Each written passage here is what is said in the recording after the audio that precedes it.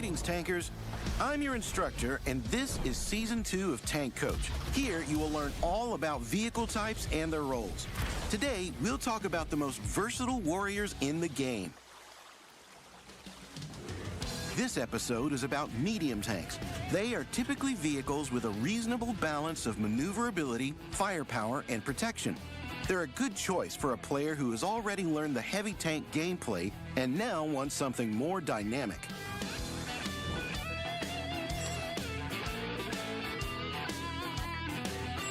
All tanks are different, and all of them, starting from Tier 6, have roles. Medium tanks are no exception. The versatile medium tank is the most common role. These can do a bit of everything, but it doesn't mean they're mediocre. They can snipe and go on assault when required, so they act according to the situation. Assault medium tanks share some traits with heavy tanks. They excel at close range, while their armor gives some room for error and allows for more aggressive play. This is the best choice for new players and fans of using armor at the front line. Sniper medium tanks have higher firepower and often good maneuverability, but they pay for it with lower survivability. They're usually played at mid and long range. In the hands of a skilled player, they can be successful at close range. Support medium tanks are often equipped with an auto-loader or auto-reloader. This kind of vehicle dishes out a lot of damage in a short time. At the start of battle, a support tank is best to stay behind sturdier allies and then look for opportunities to strike when there is more space to maneuver on the map. Let's say you've chosen the vehicle role. It's time to equip your tank for battle. Besides the classic Brothers in Arms and repair perks, take a look at Smooth Ride and Snapshot for more accurate fire. Concealment and Firefighting for increased survivability. Recon and Situational Awareness for better view range. There are many other useful perks that will help you become more effective. Train them and experiment. A turbocharger will make you faster. Put it into a special mobility slot. If you can use a gun rammer, just do it. A vertical stabilizer is desirable for most medium tanks.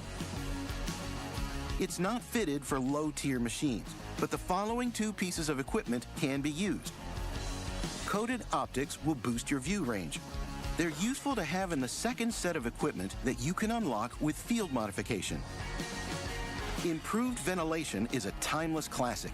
It improves a bit of everything. It's preferable to use its bounty or improved version.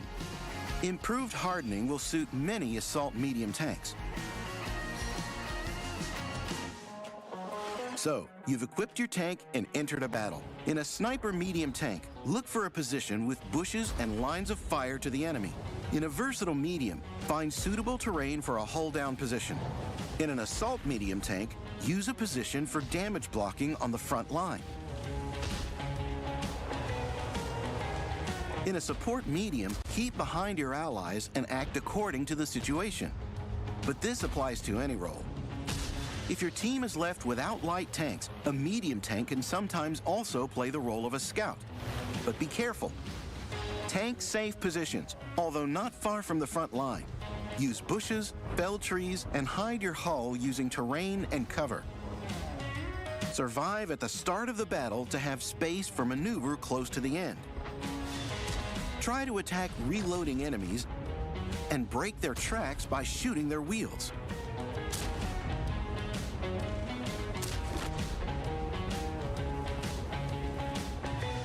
Remember that medium tanks often have a better rate of fire than heavy tanks and tank destroyers, so you can trade one enemy shot for two of your own.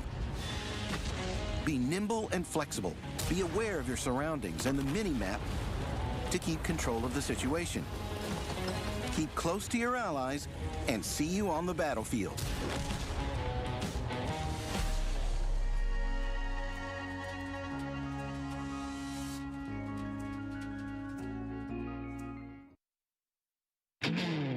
Tankers, Captain Taito here for another episode of Watch Monthly. This May you can farm credits in Frontline, embrace the competitiveness of Onslaught, or simply check out the rewards you can pick up along the way. Let's get into things, shall we? Kicking things off, Onslaught season of the Jade Dragon is in full swing, running until the end of the month. If you're playing Onslaught, now is your time to push. This year's annual reward, the Ashbringer, is on the line, alongside progression rewards and the Bond Shop, with better discounts as your rank increases. Expect tough competition as you move up the ranks. The AMD OLS Season 6 is well underway, so tune in and check out the action on our official Twitch channel. Date shown here. And yes, there'll be OLS tokens for tuning in. All this builds towards the finals on May 30th and 31st. If you're planning to watch anything this month, make it the finals weekend. Be sure to spend those OLS tokens before June 8th, by the way. You don't want to lose them. Can't wait for the finals? The Onslaught Mega Platoon returns later this month, with the Killzone leading a team of 6 other content creators into battle.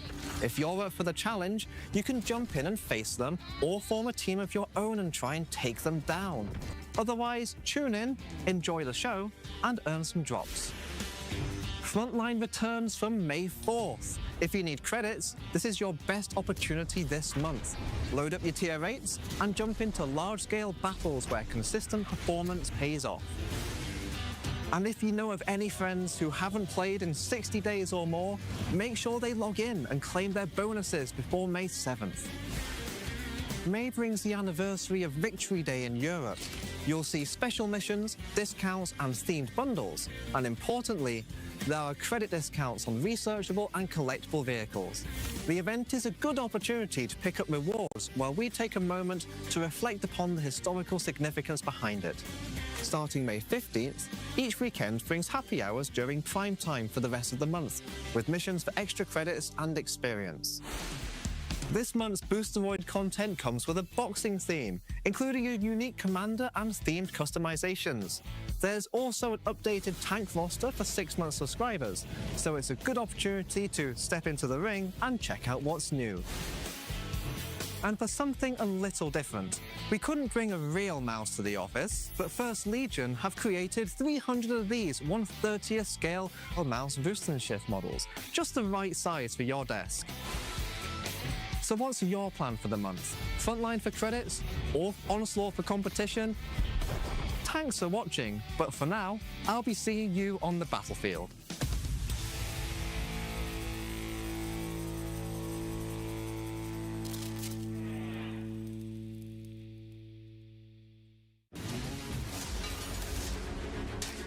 The final Onslaught season and the annual cycle will launch with some exciting new features. Now, during the countdown, each team can vote to ban one vehicle, which will become unavailable for all players on both teams. This gives you a chance to exclude the most dangerous enemy vehicle for you and its copies, or propose to ban the least useful vehicle from your own team. If your vehicle ends up banned, you'll have enough time to choose another one. You can learn all the details about this feature in the Portal article. The airfield map has been fine-tuned to better suit the 7v7 format. Erlenberg and Safe Haven have also been adjusted a little. The Dravettes, Caro 45T, and Ares 90 have joined the list of vehicles available in Onslaught. The roll skill of the latter has been modified to support its unique firing mechanic.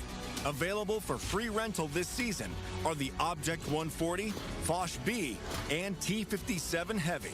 The now rentable vehicles come with consumables, equipment, shells, and 4 perk crews. Only the shells and consumables can be changed. In addition, the 114 SP2 is now available for purchase starting from the Silver League, not the Gold. Remember that this launch concludes the Year of the Dragon. This is your chance to get the super rare Ashbringer.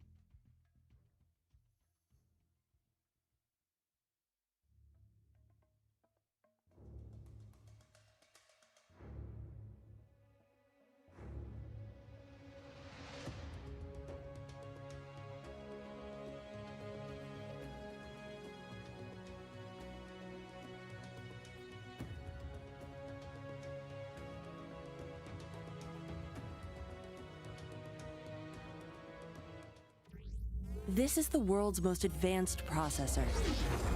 In entertainment, its rendering speeds render other processors obsolete. Powers cloud services for billions. Helps change the course of climate change. And uses AI to accelerate disease detection and cures. We make the world's most advanced processors, but only with your vision can we advance the world. AMD. Together, we advance.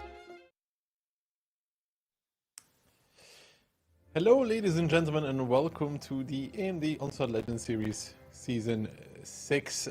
We are back yet again, joined by Banter for the first match of the day.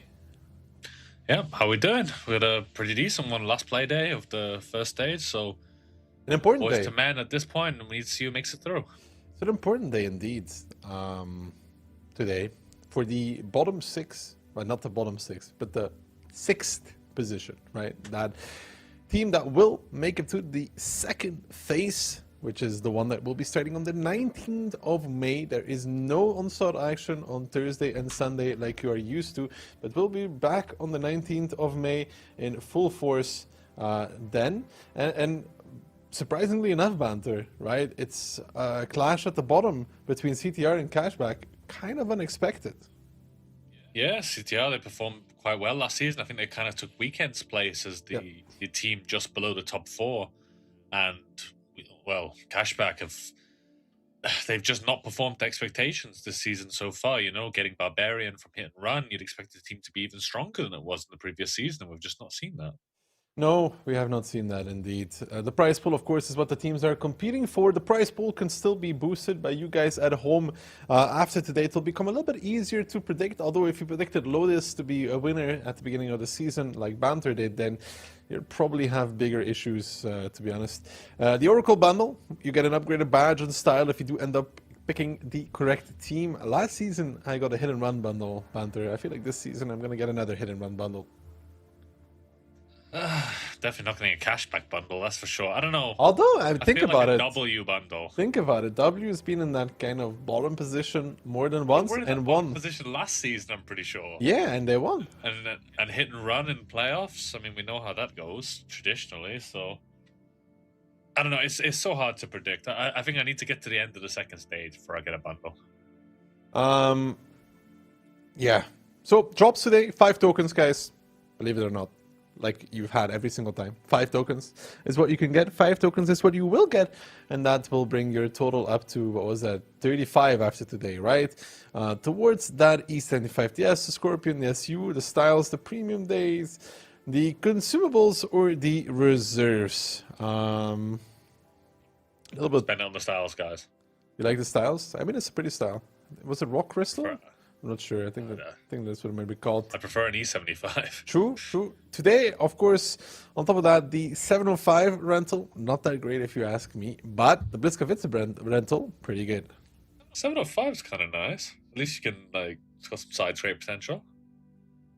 Yeah! I'm special. I like it. Right? It's the only rear turreted tank I like. Even VKK, I don't like that much. Ooh. 705, it can be a bit awkward. Weird. VKK is like the best. It's the only rear turreted tank I actually like. That tank is amazing. I like the gun, but it's just the rest of it. It's just it's cumbersome. Standings though, hit and run, top of the league, 17 points. Only actually losing points against CTR, which is playing today. And we're talking about that top 6. Look at that. Weekend is safe, obviously. That top 4 is safe altogether. Cashback, Sicario, CTR. Anything could technically still happen there because CTR has not played Cashback yet. That's the first match of the day. If they were to win that, right, and they would be in head-to-head, they would have beaten Cashback. Sicarios. If they beat Cashback clean, then they'll need Sicarios to lose if they want to go through, just because of the points difference. I mean, I don't even know who Sicarios. Sicarios playing Weekend, right? Yes, they are. Not an easy match for Sicarios. And we all predicted for Weekend to win, so... Yeah, not an easy match for Sicarios. But if Sicarios even get 1 point, they should be safe. I think they're going to be aiming to get more than 1, though, because when we're talking about top 6, it's not just top 6 that matters. It's what matters today, but on the long run, top 4 matters a lot more. So while they may barely scrape by, you still need to start gathering those points nonetheless. Yeah, definitely. Playoffs is the main prize. There's no point surviving if you don't. Well, obviously you get a bit of extra prize money, but that playoff spot, that's really what you want. That's where all the teams would be hoping to get, right? That's of course the case. And does CTR have it in them to beat Cashback? I don't think so. Not with the way they've been playing this season. Yeah, but I mean, Cashback have not played well either. It's a hard one in my mind. I think, what did I go for? I think I went 3-1 with just about everyone else except Phil. But it's just, Cashback have been so inconsistent. They've even been inconsistent against the weaker teams. So it's just not that easy to predict in my mind. I mean, who has CTR taken points from this season? Lotus. And 1 point from Hit and Run. That's it. Yeah. Right. So yeah, I didn't put them to win. My faith only extends so far.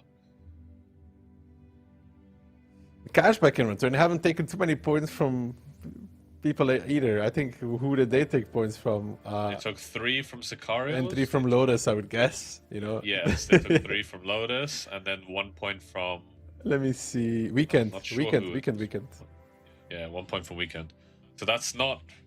that's bottom 3. They've beaten the 2 teams below them. And that's about... And obviously, they're going to play CTR today. I mean, of course, you'd expect them to pick up points against the probable bottom 4 teams of Weekend, CTR, Lotus, and Sicarios. But the fact that they didn't pick up points against Weekend is a concern at this point, because going into the playoffs, we've seen these Ukrainian teams, often the teams are allowed to take 9 people, but they tend to take 8 because then they can share the prize money a bit better. But what's even better? Getting into playoffs, because then there's even more prize money. Indeed. Mindbreaker here, the highlight player this time around for Cashback. Normally we would highlight it Little or Barbarian. KD ratio. For a team in the top 4 who should be in theory winning more, you'd expect a much higher KD. I mean, they've been losing most of the matches though. Yeah, and that's it shows here. The fact the DPG is okay, right? We've seen some players up in the 3.7 range. 3.2 is just okay, but that KD less than 1 a game is a concern for Cashback, especially going into the second stage where they're not going to be playing best of 5s. It's going to be best of 7, so even more games to lose. Well, yeah, indeed. Or they could recover into the season, of course. 26% actually believe that CTR has a fighting chance here against Cashback. 74% in favor of Cashback. I mean, it's still a best of 5. It all comes down to this. Will it deliver is a different question. Cashback could also just blow CTR out of the water. I consider that as a possibility. Yeah, I am agreeing. I mean, the maps are going to be a bit telling. I think if we see a Tundra or a Runeberg, that's going to go into CTR's favor. Maybe a Westfield as well, but it's interesting. Yeah, Runeberg, Cashback choosing Himmelsdorf. The Ukrainian teams, they always feel very... Because, Himmelsdorf on their server, it was always the tiebreaker map on many events, so they're always very comfortable in Himmelsdorf. With the Sand River final, which also Cashback have chosen in previous matches, I'm not sure. I think these maps do favor Cashback overall, but CTR have shown they can be very strong on Runeberg. That's the map where they 2-0'd Hit and Run on. Indeed. And that's the map that also against Cashback they won 2-0 last season. I have fond memories of it because it was a really interesting surprise then that CTR did that. So Runeberg into Himmelsdorf, City Map into City Map, CTR and Cashback have it all to play for. I mean, also if Cashback just wins this match, right, then they're up to 10 points. They're not that far behind. The phase 2 will give 4 points, if I'm not mistaken. So they're only a win away from W then. So, as bad as the start was to the season, there is still hope for Cashback. Yeah, because the second stage is 4 points, you have more chances to catch up. But it's just, a lot of it is confidence. When you win, you want to win in a way that kind of almost, when Mafia and Hit and Run win, it's kind of like it's an efficient slaughter. You always have faith that they're gonna win it. When Cashback seem to win, at least in this season, I just don't really have that much confidence in it. Not as much as I used to, which is a concern. obviously it doesn't matter at the end of the day if they win the whole thing. Who cares how they won it, right? I mean, But W is very well versed on that subject, you know? yes, exactly. You know, we never have that much faith in W, but if they win, they win. Who cares? Have no faith in us. I'll take the prize money home. Kind of like this. What are we going to get on Runeberg? I mean, the bands will play into it. The predictions first. Well. Nice. I mean, I can definitely say that I was the first one to fill in the predictions. Yeah, like, I'm sorry, I'll go for 3-0 for CTR next time, just to be different.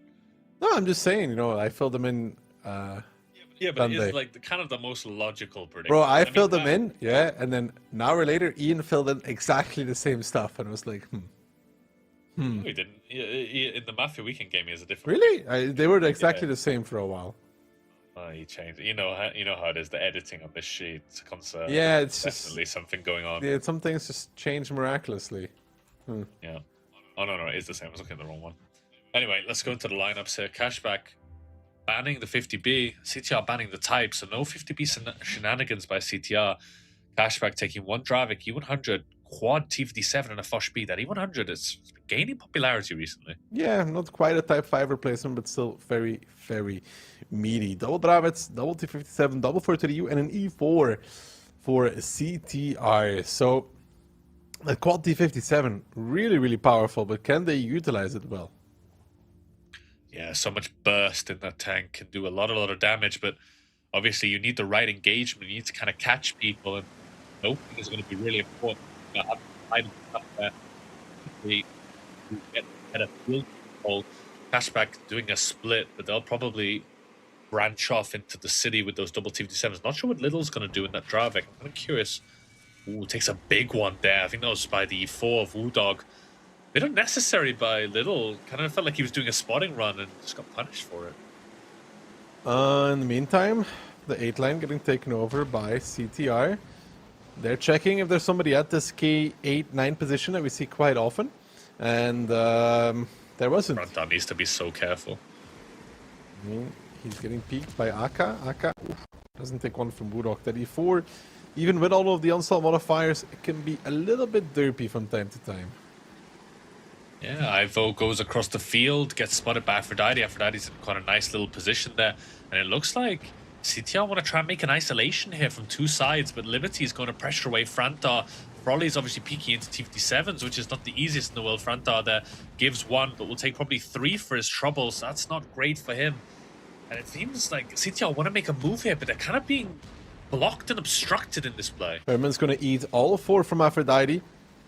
From that T57. Now they somehow need to blow up that tank immediately. They're indeed going towards Istead. He's actually dead already. Istead dead in the T57. Aphrodite going to be the next one. Will he get a reload off? It doesn't seem to be the case. He's trying to survive, trying to slide back over. Will he make it? Yes, but on 20 HP. He needed to be not a one-shot. Herman in return getting clipped out by Mindbreaker and Liberty, but they're on reload now as well. And Evo is not going to die against Little just yet. Froley had to go back, finish off Aphrodite, but here comes Floki and Kodicek to clean up behind. In the meantime, Barbarian moving in with the first B with a clip as well. It's still anybody's game at this moment in time as Kodicek and Floki are now reloading. Aka coming in with that big old D100, a big ram as well. Makes Floki a one-shot. Liberty comes off reload, picks him off. Kodicek the next one to fall between Liberty and Barbarian, and it's 4-on-3 with Evo Amarak still in that 4-to-the-U, but Frontar farming from behind, and Aka at D100 starting to falter in terms of HP as well. Frontar should have the kill there, and I think it's going to go CTR's way, the way that it's going right now, as Liberty and Barbarian, the last two standing, are hightailing it out of there, and Woodog's loading HE. Their intuition's gonna hurt. 1.1 He's going to wait for the ability to run that out. would be really smart. Nice. He does it as well. Barbarian won't be healing that one back. Smart play from Woodog, and CTR coming to this match believing in the dream. Yeah, small margins. I thought at one point it wasn't going that great. I mean, it's not completely over yet. Barbarian, if he gets any more out, Liberty will be on reload after this one. But a 3v1, realistically unwinnable 3v1, especially with the 430 of Ivo taking the strike. Yeah, I don't know. At one point, I thought it wasn't going that well for CTR. They took a lot of damage. They were kind of halted. The big strike hit 3 of them in that corner where Liberty's going around from. But I don't know what happened to Istead. He just seemed to get absolutely deleted there. I've no idea what happened to him because it was off screen. and Wudog was kind of trailing, had all the HP in the end. I think Herman made a mistake as well. He was trying to get shots onto I think it was Aphrodite as he was driving backwards, but as he drove in the open to try and kill him, he got clipped out. You see Liberty's driving past Herman's corpse there. He drove into a bad spot. So but even with some small mistakes on the CTR side, solid victory. Solid victory indeed, and starting it off strong as well. They need these points ideally to get it cleanly out of this one. And now Liberty, well, he might find Woodok. No, he doesn't actually get it. Evo's there to finish it off, and CTR, man, interesting game, especially how they were able to bully their way into this area of the map. But the bigger question, honestly, is, like I said, we didn't even really see him. Just kind of ended up I think dying. he was with D100 in the south. I think the double T57 peaked him and clipped out. I think this was kind of a, you know, when it's like a lot of T57s in a short space, right, in this little like square. But the thing is that they're Dravix, and I think just the sustained fire from the Dravix was just more effective. And yeah, there's a lot of damage on the cashback side. Liberty obviously farmed a bit in the end game. Yeah, I said 800 damage, not even a full clip. Not really sure what happened to him. I'd be curious what the pen rates are on the cashback side, but yeah, this was an interesting one. I kind of felt like it wasn't going to go that well for CTR. You know, normally pushing against T57s in close quarters, it doesn't go well for you, but the Dravix just kind of, they withered the fire and they gave it back in kind. I still I really don't know how Isaac was able to die like that at that moment in time over there. Well, we saw him with D100, and across the street was double T57. And I remember the double T57 reversed. I saw them like reversing backwards, the CTR T57s, and then the camera switched. And then later it said he died. So I mean, he must have driven into a bad position and got double clipped out. Yeah. But, well, good stuff for CTR though. They need that. They need more of this. Runeberg was the map last season for them. Maybe this season it's going to be the one as well. They pick it up 1-0. They could, if they could do this again, they would be in prime position. yeah, definitely. I mean, it's their map pick. Obviously, you'd hope they had something. But I'm just very surprised it worked, to be honest. I feel like they were kind of going into the lion's den. Do you know what I mean? It's 4 T57s at close quarters. You'd think it's a tough push. It's a lot. You would think that it would be a hard push. Yeah, you definitely would. Especially, I mean, Dravix, of course, they have some of the armor, you know, the spaced armor at the side. I saw Aphrodite, when the Dravik pushed in, he only penned 3 of the 4. So maybe they struggled a little bit to focus these Draviks out. And the Draviks, obviously, with the ability, they have much higher DPM and the sustain. You know, if you can weather that initial clip and not lose any tanks, you end up having overall higher DPM than T57. So I guess they just out DPM'd them out, and then a small mistake, well, not a small mistake, a big mistake, but I said, obviously we didn't see it, so we can't comment on it that well, but him going down there is a big issue. And they're also... and only dealing half a clip. They're also kind of able to share the damage in a weird way. You know, Herman drives in, takes 4. It's okay, because then the next person drives in and takes 4. And then the next person drives in and takes 4, and this 57s kind of get nullified because of it. Bans, Bliskavice, and E4, respectively, by Cashback and CTR. That gives us triple Type 5, a 430U, a Fush B, and double T57 Heavy from CTR. Bliska's a bold ban. We don't often see it on this map, so maybe Cashback not wanting the aggression. They don't want no smoke on CTR's side. Double T57. Quad. Oh, did you read? I can't remember who read what, but I did CTR.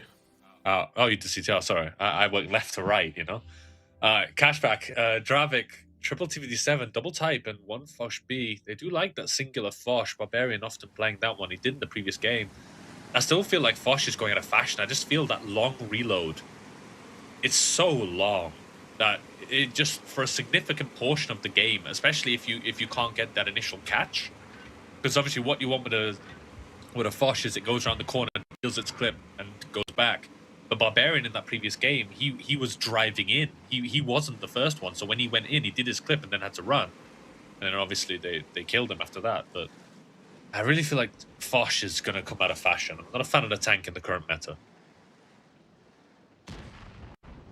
In the meantime, Froley taking the strike on 1-2 line. Evo just kind of sitting in that position that counts as a strike. And it's a slow game. Yeah. I think that favors CTR a little bit. Obviously, they have the heavier lineup. Yeah, because of the triple type 5, if they can utilize those well, then yeah. I mean, they're starting off with a little bit more HP in the beginning, and they also have a strike, which obviously Cashback cannot take just for free. So there is that. But we have seen this broken quite a few times. You know, the type of Iset, he's going to that corner. You know, he can just peek, take the hits. The Foch and the TFT7 can cross towards Frolly and kill him and make that isolation. We've seen this a few times. You know, I think we saw it against Lotus, where they had an E3 where Herman is. They just, you know, the Iset takes the hits and they just cross and kill Frolly pretty cheaply because it's a Foch and a TFT7. So I'm worried for CTR at the moment that like Akka is driving forward uncontested. You see, exactly as predicted, they're just crossing, and I don't think the punishment's going to be enough. They're crossing over towards Frolly, and with the 7 shells available, Frolly should be dying here. They have to hit those shots, though. Frolly seems to be in trouble. One more shot will do it. Barbarian has 2. Frolly is dead. Yeah, and it's just like clockwork. It's exactly how I said. We've been here before, fellas.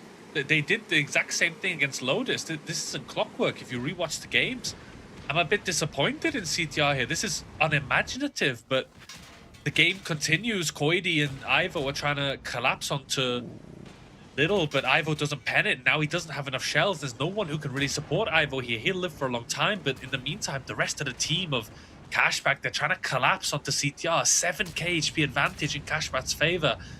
And it's just not what you want to see from CTR right now. Well, Barbarian coming in this time with the first B to take some revenge on Herman and Woodog. Probably especially Woodog, who did him dirty in the previous one and is in this regard going to die. Frantai dead, Herman already gone, Frolly was the first one to die, and Floki, Kodicek and Evo are soon to join them. Cashback may have lost the first one, but the second one was a clean sweep. Pure domination, not a worry in the world. Yeah, but it's hard to explain. You know, 13,000 HP, 7 guns alive, only 1 tank below 1,000 HP. This is disappointing. For any team, this would be disappointing. Cashback have done this before. And you know, it happened exactly how I described. And obviously, we're casters, we can see both sides. But they knew the 430 had crossed. And Cashback know how to deal with this. You know, you just have the type take the hit, you cross with the high burst tanks, you kill him, and then you have superior positions, and you're obviously 1 tank up. So yeah, this is CTR's fight for survival. I mean, especially because CTR knows that they're kind of blocking that strike, right? So Cashback will be likely to do something off of that because, you know, slowly but surely the strike eats you alive. And they did it early, and CTR was absolutely unaware for that. That pen rate, 70% to Cashback's 95.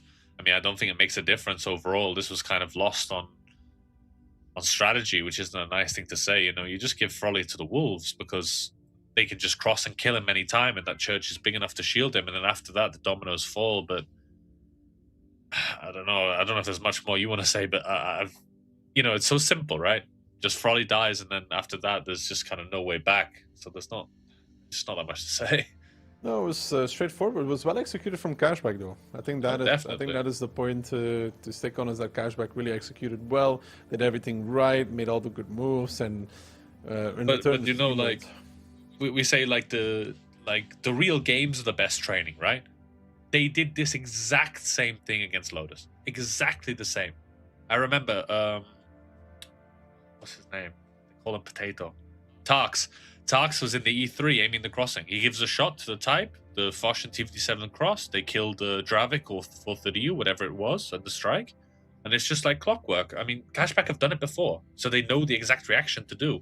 And you know what's nice as well? Cashback didn't waste any time. They didn't want to let the strike arsenal build. They straight up just, Iset takes the hit. They cross with the Foch and TFT7. TFT7 does some nice, like, kind of wiggles, so he bounces a shot. So it doesn't even take as much as he probably should have on the cross. And then from there, it was simplistic. Sometimes simple yet effective. Now moving into Himmelsdorf 1-1. And in this regard, all even. Now on Himmels, I'd favor Cashback. Oh, definitely. I mean, it's their map. So you'd hope they have something. especially when tournament survival is on the line. But we'll need to see. The pick and bans are going to be important. So we have a look at Cashback. 430U being banned. On the CTR side, it's Type 5 heavy. Cashback, triple 50B. That can opener that we rarely see, you know, that one gets switched out. So just a Dravik, 1 CS and double Blisker. That's an aggressive lineup. In return, we see triple 50B, triple Dravik, and a Blisker from CTR.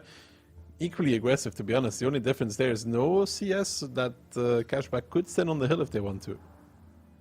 Yeah, that's the nice thing about Cashback's lineup. It's very aggressive, but you've got a lot of options, you know. That CS is so versatile. It can go up the hill and snipe down. It's got the small strike in the beginning for decaps. There's a lot of versatility in a CS on Himmelsdorf. I like it. And he is going hill. He's followed by triple 50B going hill as well. In return, triple 50B is pushing down the middle of CTR, and if they kept going here, they would hit a timing that is wonderful on towards Aka. Will they hit it? It does look like they're about to hit it as well. Aka spotted out. He has no idea what's happening. Now Froley gets spotted out, but that's a little too late. He's going to try and run away, but there's two more where that came from, and Aka now getting clipped out, and Cashback trying to return with their 50Bs. The CS might be on the hill, but now is the moment for CTR to get this game in their hands and win it out. The 50Bs are coming back across the B line. That's all spotted out. They're pushing back into Kodicek, Froley, and Woodok. Kodicek still on reload. Little is just driving in, spots out Kodicek. Straight U-turn into Kodicek. Aphrodite coming as well, and Kodicek is going to die kind of just the same as Aka for free almost. Doesn't get to clip out enough. Froley and Woodok are coming back in, but that was not good for CTR. No, it wasn't. And the thing is, they won't be able to make that many kills here. Ivo will need to try and clean up Barbarian. We'll need to see if Froley or any of them can pick it up. The Ram, not that much damage, actually. But now the 50Bs of CTR are on reload. It's like cycling the 50B reloads. In the meantime, though, CTR are getting the isolations in the north. They have picked up Aka in that Dravik. And, no, they picked up Ised in the Bliskavitsa, I mean. And Mindbreaker is now Amarak Dantract. He will go down. So right now, advantage with CTR is 6 guns against 3. Yeah, the Bliskavitsa coming in from behind is ruining these 50Bs, to be honest. Froley was able to hide in the 5 lane because of it, and even though they lost Kodicek, the initial advantage of killing Aka is just continuing on, always trading positively one way or another. They may have lost Kodicek on the 5 line, but in return they killed something off of him on 2 line that we didn't see, and just kept snowballing from that point on. And it's going to be CTR to put themselves on match point. And I will say that no matter what happens here, even if Cashback does end up winning this match, they have some real worries if they make it to phase 2 on how to continue, because this is not the performance you would expect from a team many would see at the top of the league. Yeah, definitely. It is a concern, you know, like, that's all our predictions out the water. And yeah, CTR survived in their hands, and, you know, it's such a simple game. They catch Aka, and from there it's so difficult because obviously Cashback have 4 tanks going up the hill. They have 2 tanks on 1-2 and 1 in the middle. Once you kill the 1 in the middle, the 3 Draviks go for the 2. And it's 3 Draviks against 2 Bliskavitsas. It's not the easiest engagement for the Draviks because of the DPM at close quarters, but if the Draviks can focus fire and make the kills, it's fine. And, you know, Cashback repush, they make the kill, then CTR repush with their 3, but then Ivo comes in with that Bliskavitsa, and it's the only expression I can use is fox among the chickens, you know. It's 3 reloading 50Bs and a Bliskavitsa on 2 meters range, you know. That 6k damage is deserved. Yeah, I mean, Evo does well, and honestly, if Kodicek was slightly further back, Cashback would have found absolutely nothing for this push. They wouldn't have been able to kill anything. Yeah, and all they would have paid is probably 1 Bliskavitsa shot into the, maybe 1 CS shot from the hill as well. Like, they would have found nothing, the Bs would have been reloaded, so a small mistake by Kodicek, but it ended up being worth it, I think. Because obviously, when Ivo comes in from behind, the CS is less effective because the Draviks have pushed 1-2 already. The 50Bs have repushed into the 5 line, so the CS has to leave the hill, which takes a while. And he's only dealing small strike damage, which is not that effective. And then the moment Ivo comes from behind, it's over. Like, what's that, like 5k DPM at close quarters against reloading 50Bs? Yeah, and he also has the ability, which makes it so he's not even clippable by 2 50Bs, so... I was surprised, though. He rammed the 50B in the side with ability at full speed and did like 300. I was quite surprised at that. I mean, controlled impact on the 50B as well. Yeah, but it's like Bliska going full speed it's a lot of armor at the front, right? And Bliska has ability, which gives extra ramming damage. It's the side of a 50B, which is made of paper. I mean, I'm arguing peanuts here, right? Not that much momentum in it, though, because the 50B is stationary. True. Well, CTR, man. They win this round, bro. Who knows? But it's still not in their hands. They still need Sicarios to lose their game, and that would mean Sicarios go down. I mean, Cashback can't go down at this point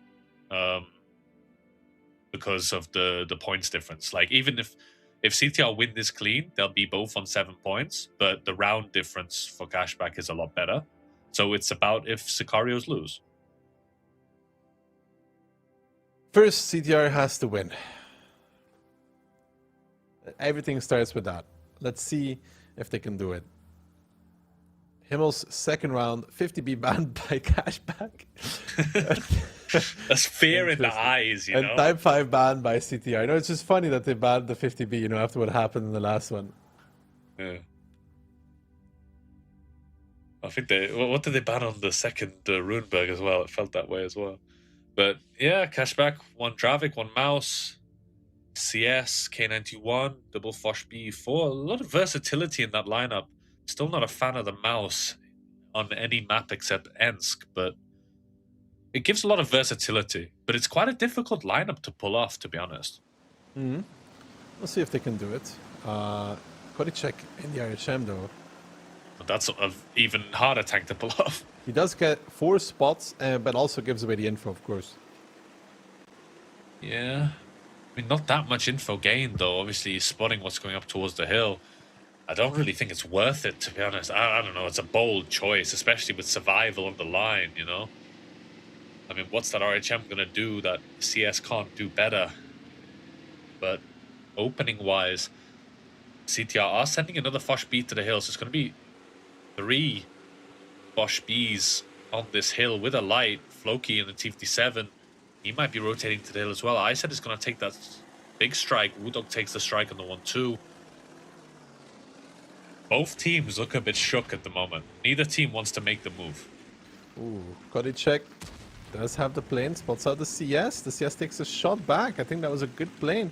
And they're stopping Mindbreaker from taking this, and Herman and Foley are arriving. It's gonna be 5-on-3, and Mindbreaker getting spotted out. Froley, Herman starting to open up. They track him. They don't get as much damage as you would hope, but the Dravats from behind are shooting. And now Liberty pulling around the corner. He wants to make something happen, but Mindbreaker's down towards 1k already. And Froley and Herman are tanking, and Evo and Kodicek are arriving. And I think right now Cashback thinks they have an advantage, but it's not the case. There is no advantage. There is only despair as Barbarian just YOLOs himself in and dies.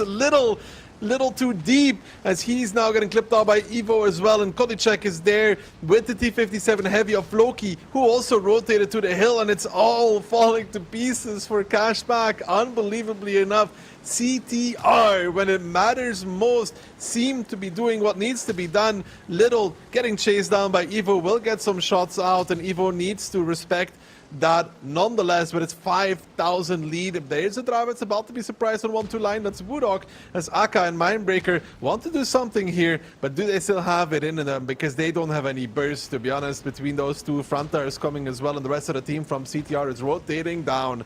They seem to have done just enough, and Woodog realizing the burst is not there, starts speaking against Mindbreaker. Frontar coming as well, bouncing on that auto bounce on the upper hull, but it's all for show at this point. It's 4 tanks from Cashback versus 7 from CTI. Yeah, it's a wild game. It really is. I mean, they know they have the light. There seems to be no anticipation from Cashback, and just not getting the engagement they wanted. I mean, sure, the Mindbreaker managed to drop, so he didn't. So the clips of the Foshes were kind of shared, but that third Fosh coming in and the T57 following up, this Mouse, he's the last alive, but that's about his only accolade because he spent probably most of the game just driving around. And yeah, CTR blowing all our predictions out the water. Congratulations to them. They have a potential to stay in this if Sicarios lose. I think Sicarios is... no, you'd be stressed if you're Sicarios now. I think you feel awful. I don't think you ever have it in your mind that Cashback doesn't take a single point against CTR. And that's actually what happened. Yeah, and you can't say it wasn't deserved. I mean, CTR showed aggression in that first game, and in this one, it kind of felt like Cashback was shook, to be honest. The way they played. Barbarian, he's played that Foch in almost every single round we've seen today, and 800 damage. That's 33% of his clue. That's 1/3. It's nowhere near enough. Mindbreaker, less than 2k. I said he gets the accolade of top damage, but I'm pretty sure nobody focused him until the end. And yeah, you know what I like about CTR? They're playing a style that most teams aren't. They're using these Dravetses very, very well. And I think other teams are kind of ignoring that tank. I think CTR have been, especially in this match, they've used them really, really well. Well, result is 3-1 for CTR. Woodok top damage there. It was a really great round from them. They baited on the hill, you know, they overpeaked, which you would say normally is a mistake into the CS because they're wasting shots, and then Cashback comes in and cleans up because they have the overmatch, but the overmatch was not there. Yeah, I mean they had like one tank extra, right? They had double Dravik on lower side for CTR, and the rest of the team, yeah, it was 5 versus 4 on the hill. And obviously the CS is kind of backed away at that point. Barbarian, he just drove in. His ability didn't even finish because that extra Foch was unspotted. And you know, we said the light tank is a bold choice in this one, obviously, because it's not such a fighting tank, but that extra information they had, it made the difference. So yeah, congratulations, CTR. I always knew you had it in you. Will CTR make it to phase 2, or will it be Sicarios to join them? There's only one way to find out. Let's take it away with some replays, and we'll see what happens after.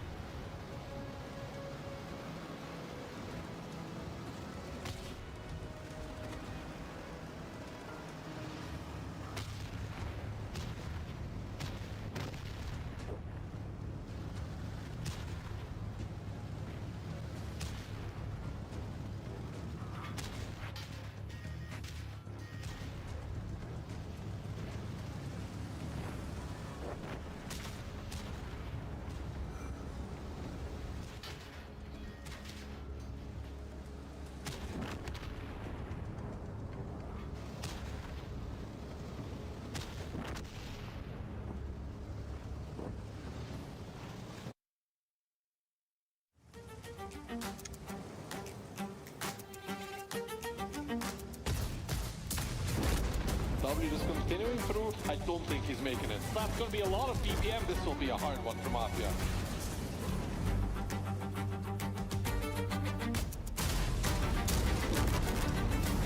It's not looking good. He's going to disappear. Pretty bad for Cashback. He's dead.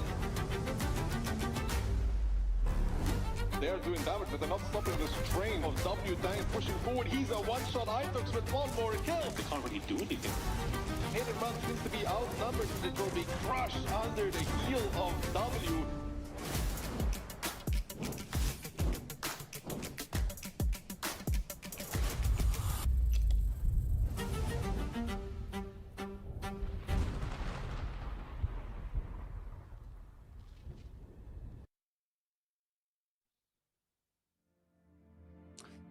Well, hello there, and welcome back to the second match of the day in the AMD OLS Season 6. First of all, though, I think we have to do a quick recap of what just happened in the past match. I mean, CTR getting a 3-1 round victory here against Cashback. It means they are taking home 3 clean points, and that also means, Ducky, they're overtaking Sicarios by 1 point. Now, I did the math before we go into this one. Sicarios, they need to get a single point from this match. They need to go to tiebreaker at the very least, and then, even if they lose, they would be beating CTR by a round difference, and by a round difference of 1.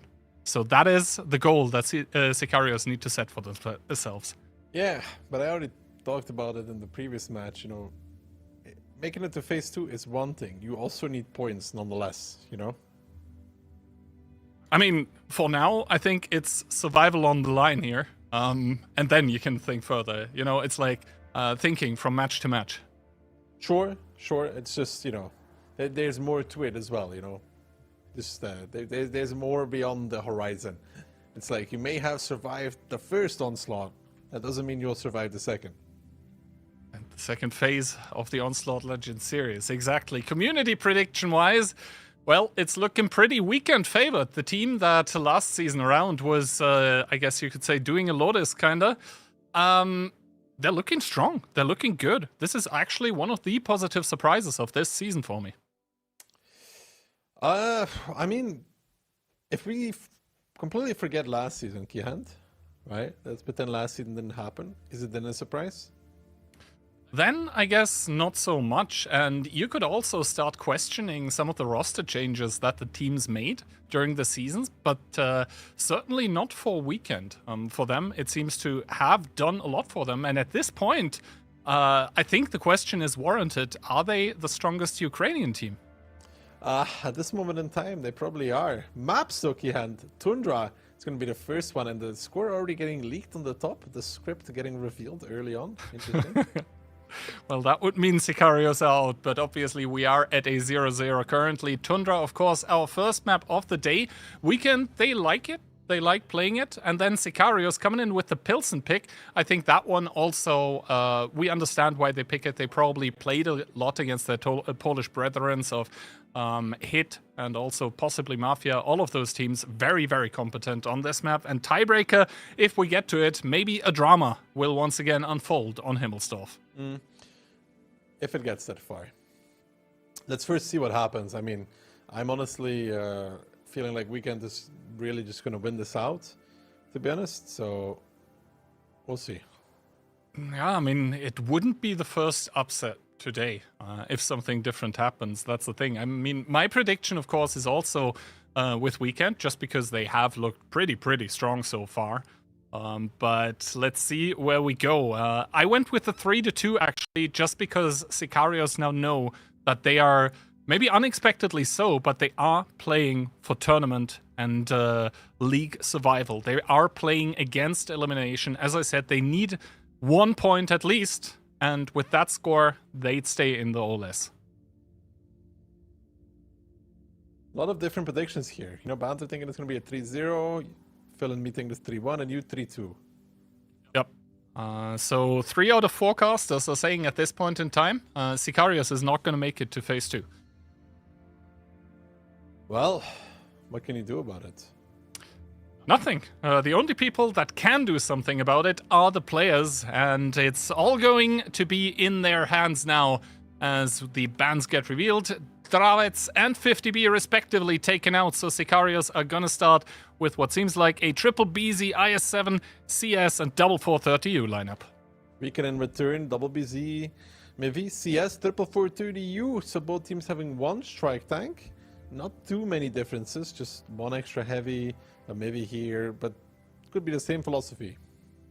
I think Weekend just switched at the last second, so also triple BZ for them. So essentially we are seeing, what seems like a 430U being traded against an MVY, pluses and minuses for either tank, I believe. But overall, the teams with the same idea, no light tanks. That means both teams are going to be playing blind a little bit at the start of the game as Sicarios start into round number 1 out of 2 that they need to win.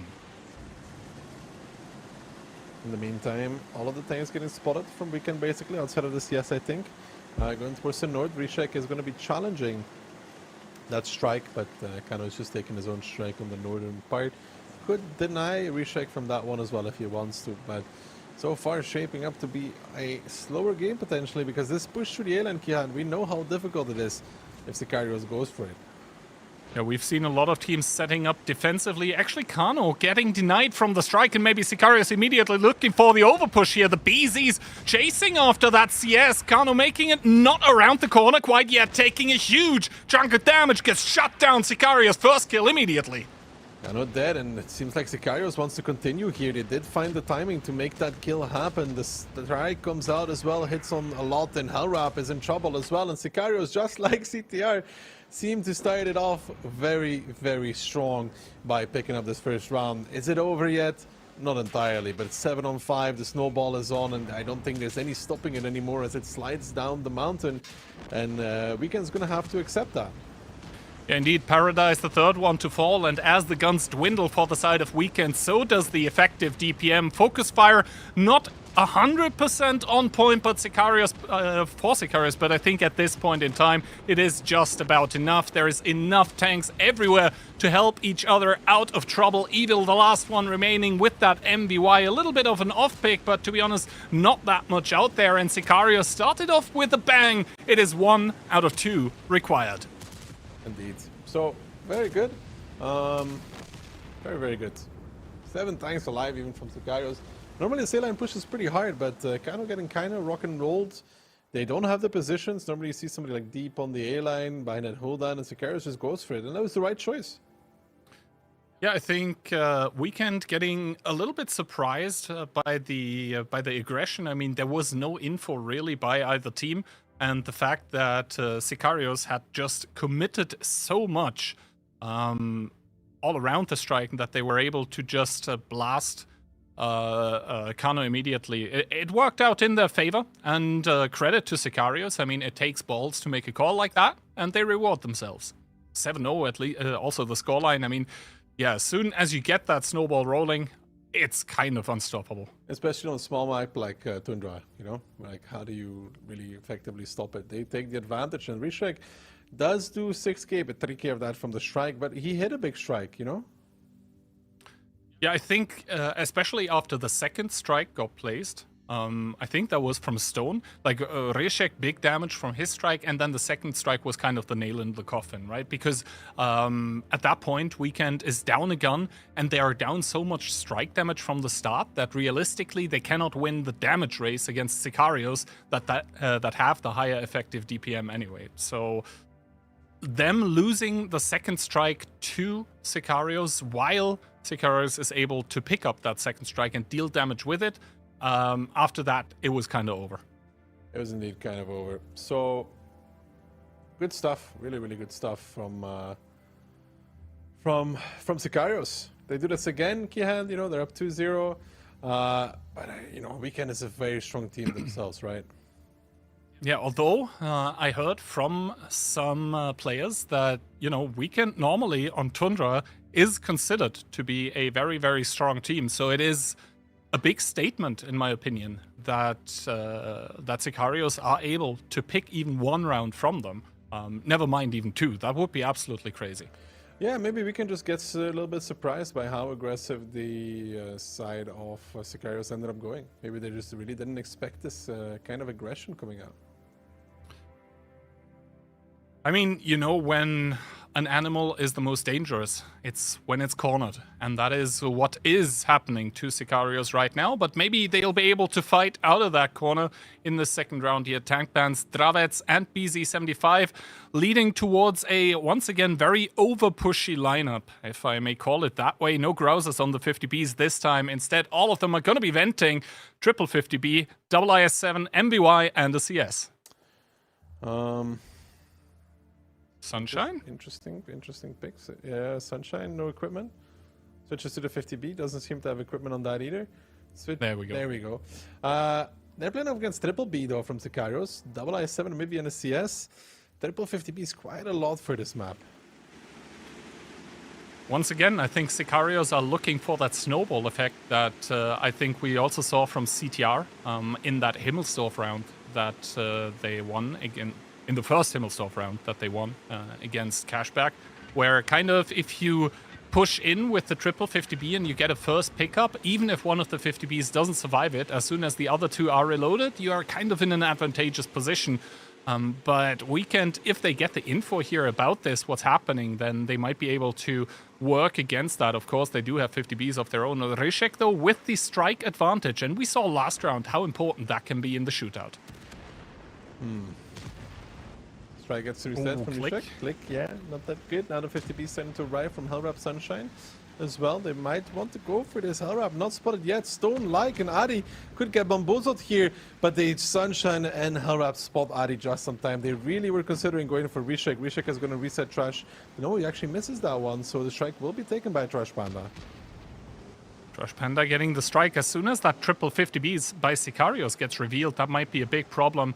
Of course, Hellrap and Sunshine also pre-aiming that corner, as well as the MVI slowly but surely in the holdowns here with the crossfire as well, able to drive back those IS-7. Stone relocating with that singular 50B, and I think Sicarios are hoping for an advantage against the MVYs, but the 50Bs of Weekend actually making the approach on towards Ryshek. That's flimsy CS medium, it just gets picked up immediately. Advantage for Weekend, but can Sicarios tackle them back with those 50Bs is the question. Doesn't seem to be that way. Adi makes his clip, but he's now in trouble because Sunshine's coming, Like is still moving, Alex and Stone are relocating, and this, even though Tundra is a small map, it takes time to do so, right? And they're just about getting Kano out of the game, but they're not going to get too much more than that. And Weekend in the meantime is pushing back over the middle of the map, where Click and Milo are left to their own devices, and they're going to die there as well. They can already start writing on their tombstone what they want, because they are both going to fall against that. In return, sure, Sicarios picks up something, but that something is not enough to turn the tide of the battle. Click will fall in just a second, and the rest of them are probably going to be joining him sooner than later.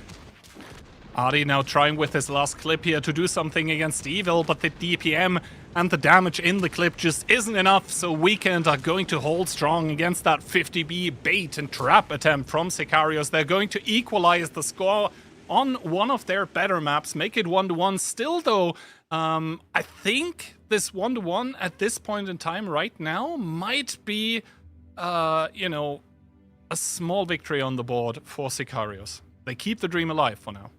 Yeah, but we'll see. We'll see.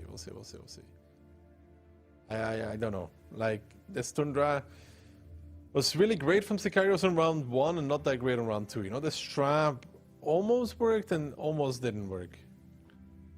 Well, actually, it fully didn't work. I think it was all about the timings of a few seconds.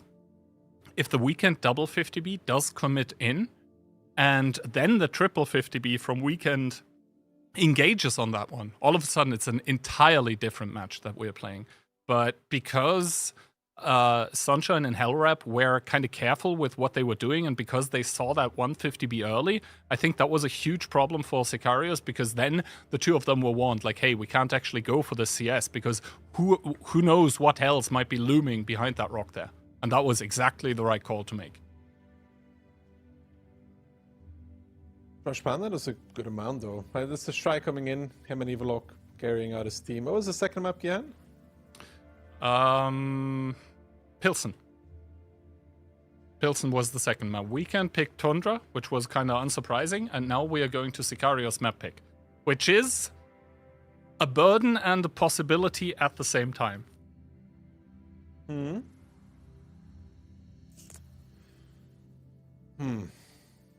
don't know what to... I mean, how many points does Sicario just needs one round, right?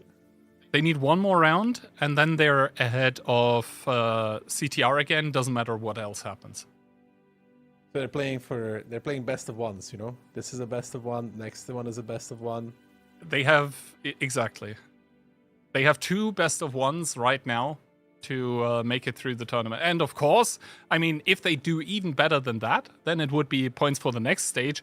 Sicarios, we didn't even talk about that yet because it, wasn't really coming up that much in the conversation, I guess. But if Sicarios win this match clean, which is also still a possibility, then all of a sudden they're 2 points ahead of Cashback. Very interesting developments at the bottom of the table. Only Lotus really not getting anything done this season. No, I think then we have like top 3/4 teams, and then everything else is an absolute madhouse with a Slaughter in there as well. 430U and Foshby, getting banned out. This means, for example, an EBR would be on the table as Sicarios. I think now it's kind of the brute force attempt. Quintuple 50B, K91 and T100. They have a plan in mind, but let's see if the plan is good. Weekend, a bit more balanced, double E 50M actually. CS, Type, Dravets, BZ, 50B. I don't know if I like the Sicarios lineup that much. I think it's one of those lineups where it either works spectacularly well or it completely falls into a pit.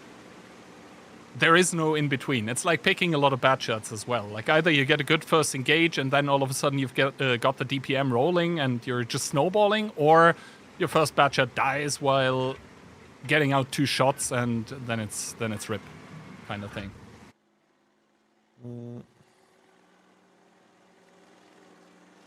Oh, Rishek here, he doesn't know it yet, but he's playing against the CS63, and of course there the medium tank does have the DPM advantage, does see the double E50M though, the K91 not able to get a shot of damage in, but now with Trash Panda and Kano taking double strike, that's already an okay-ish opening for Weekend, but still, I think the fundamentals haven't changed here. Oh, Trash Panda sees a double 50B in the cap. That is a lot of information. Will he be able to get around the corner? The answer seems like yes. Clownzik as well with that Type 5. He sees a lot of 50Bs to engage upon, or maybe get engaged upon, but good HE into click here. He's able to reverse around the corner, and that's a lot of HP for those 50Bs to chew through. Right now, Sicario is not really able to find one target to pounce on. Hellrap seems to be getting the worst of it. Even that BZ in the middle of the map of Trash Panda didn't really receive that much damage at all. Another strike now coming out on Alex and Milo, only hitting Alex. Click running away. Clownzik about to be reloaded though. Does he get it? He does not.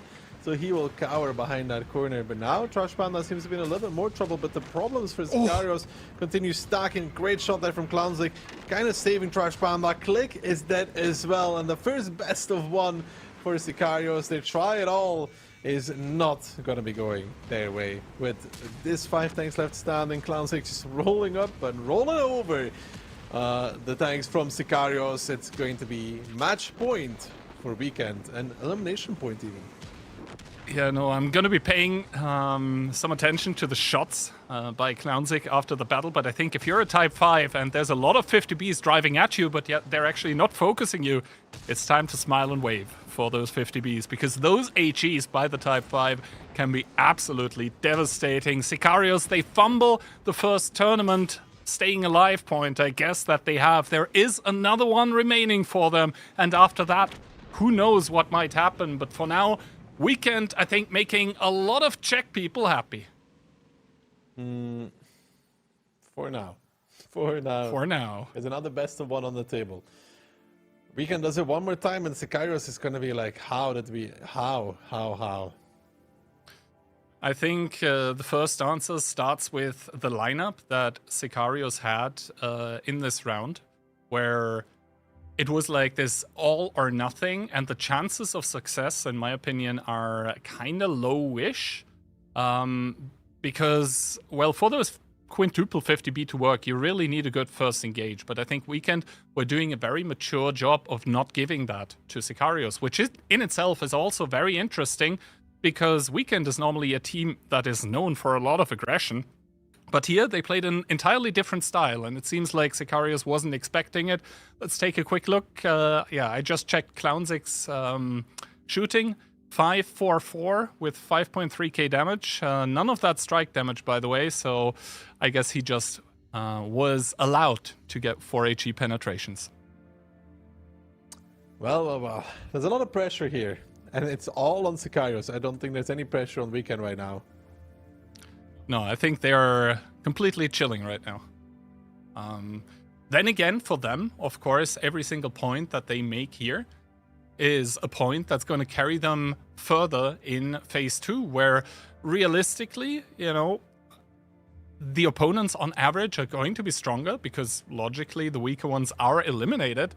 And that means if they beat Sicarios here, then realistically Sicarios were one of those weaker teams. So getting points here, you don't get them anywhere else anymore.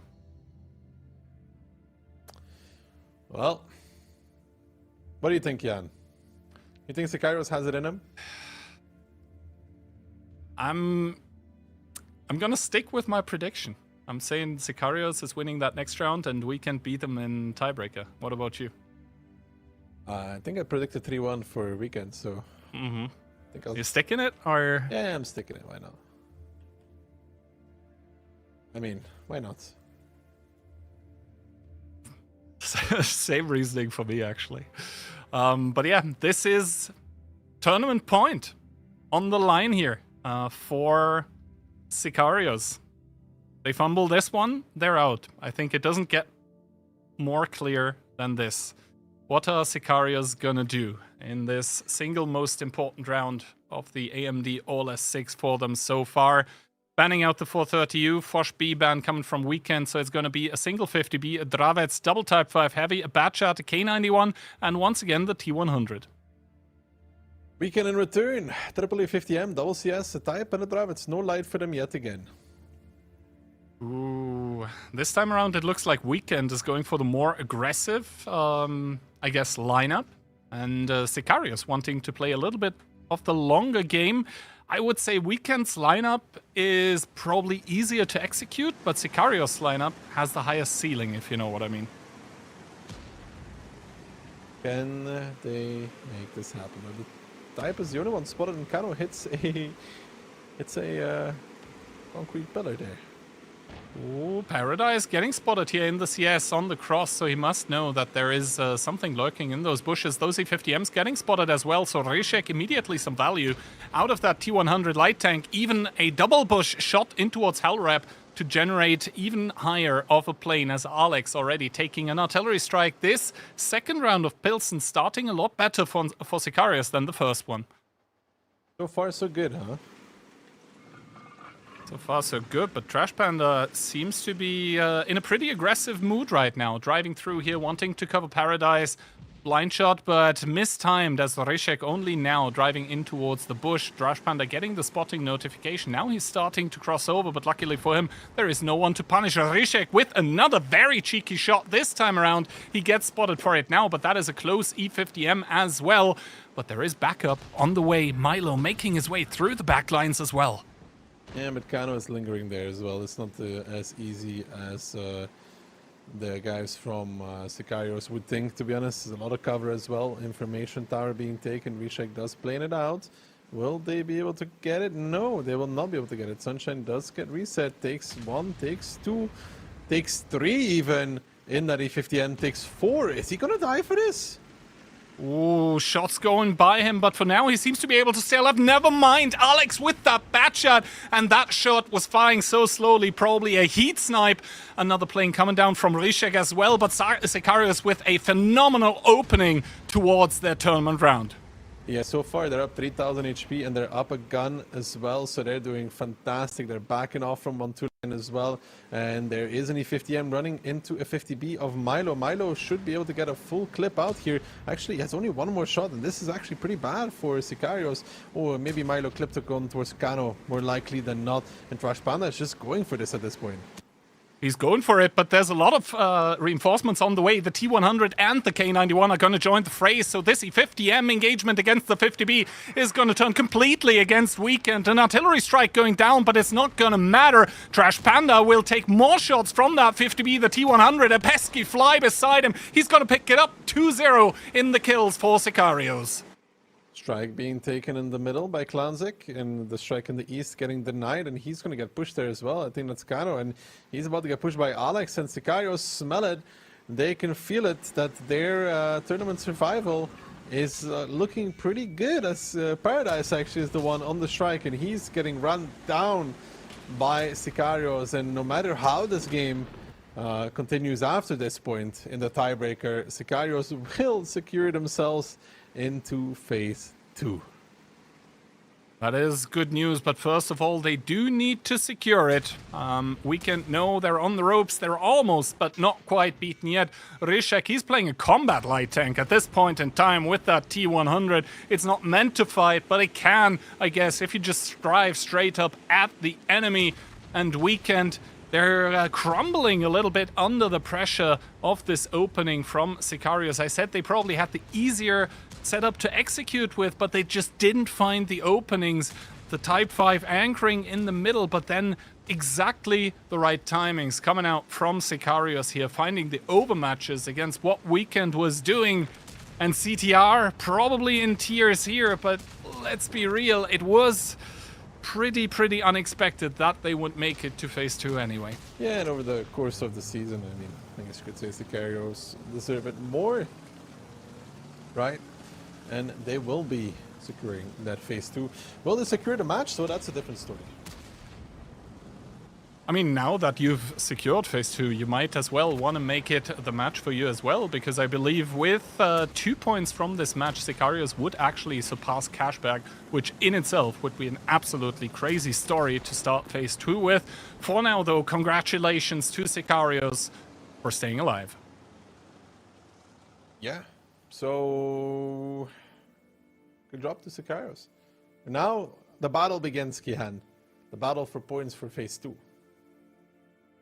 I mean, the battle for point, realistically, because we don't have any more to give in this match. But yeah, especially in the later matches today, that's going to be what's essentially up for grabs for the teams. For now, though, let's take a look at the post-battle results. And yeah, Sunshine, he did not have a good round, to say it mildly. No. Good damage spread, though, from Sicarios. And Sunshine, yeah, well, that was optimistic to try and take the info. Maybe he was also just shielding for the CS, possibly. But I think if you're playing against the T100 and you know that one dealt damage, then it would be, like, it's more than ambitious to try and take the info tower. I think the that was the biggest miscall here by Weekend. Or maybe they thought that the T100 had used the plane, I don't know. But yeah, that was definitely not it. Sicarios, by the way, have the fastest game, can pick a side on Himmelsdorf, which is going to be our tie-breaking map. And Sicarios pick up, so north. Okay. What would be the reason behind this, Kian? I mean, to be honest, ever since the changes to the hill, where essentially both teams can get to the hill kind of unspotted, I feel like the map is... there's like little bits here and there that are different, but I think it's mostly balanced, and at that point it's probably choice, preference, team preference, I guess. Could be a quick game on Himmels. We saw already, you know, CTR and Cashback on it, and CTR is soon, in a few minutes, finding out that they won't be making it. Yep. What a heartbreak for them, man. Imagine winning on the last day against Cashback and then you still don't make it. because all of a sudden Sicarios, get a point or possibly even 2 against Weekend. That's crazy.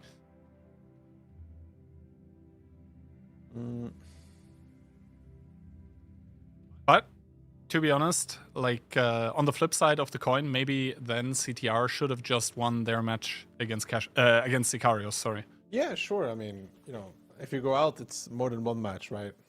Yeah.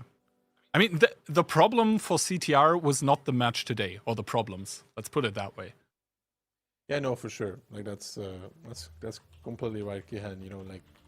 It's a shame it happened here, but if you win more matches, you don't end up in a situation like this. I mean, look at Cashback. It was a horrible match for them, and they're still making it. Yep. By the skin of their teeth, by the way.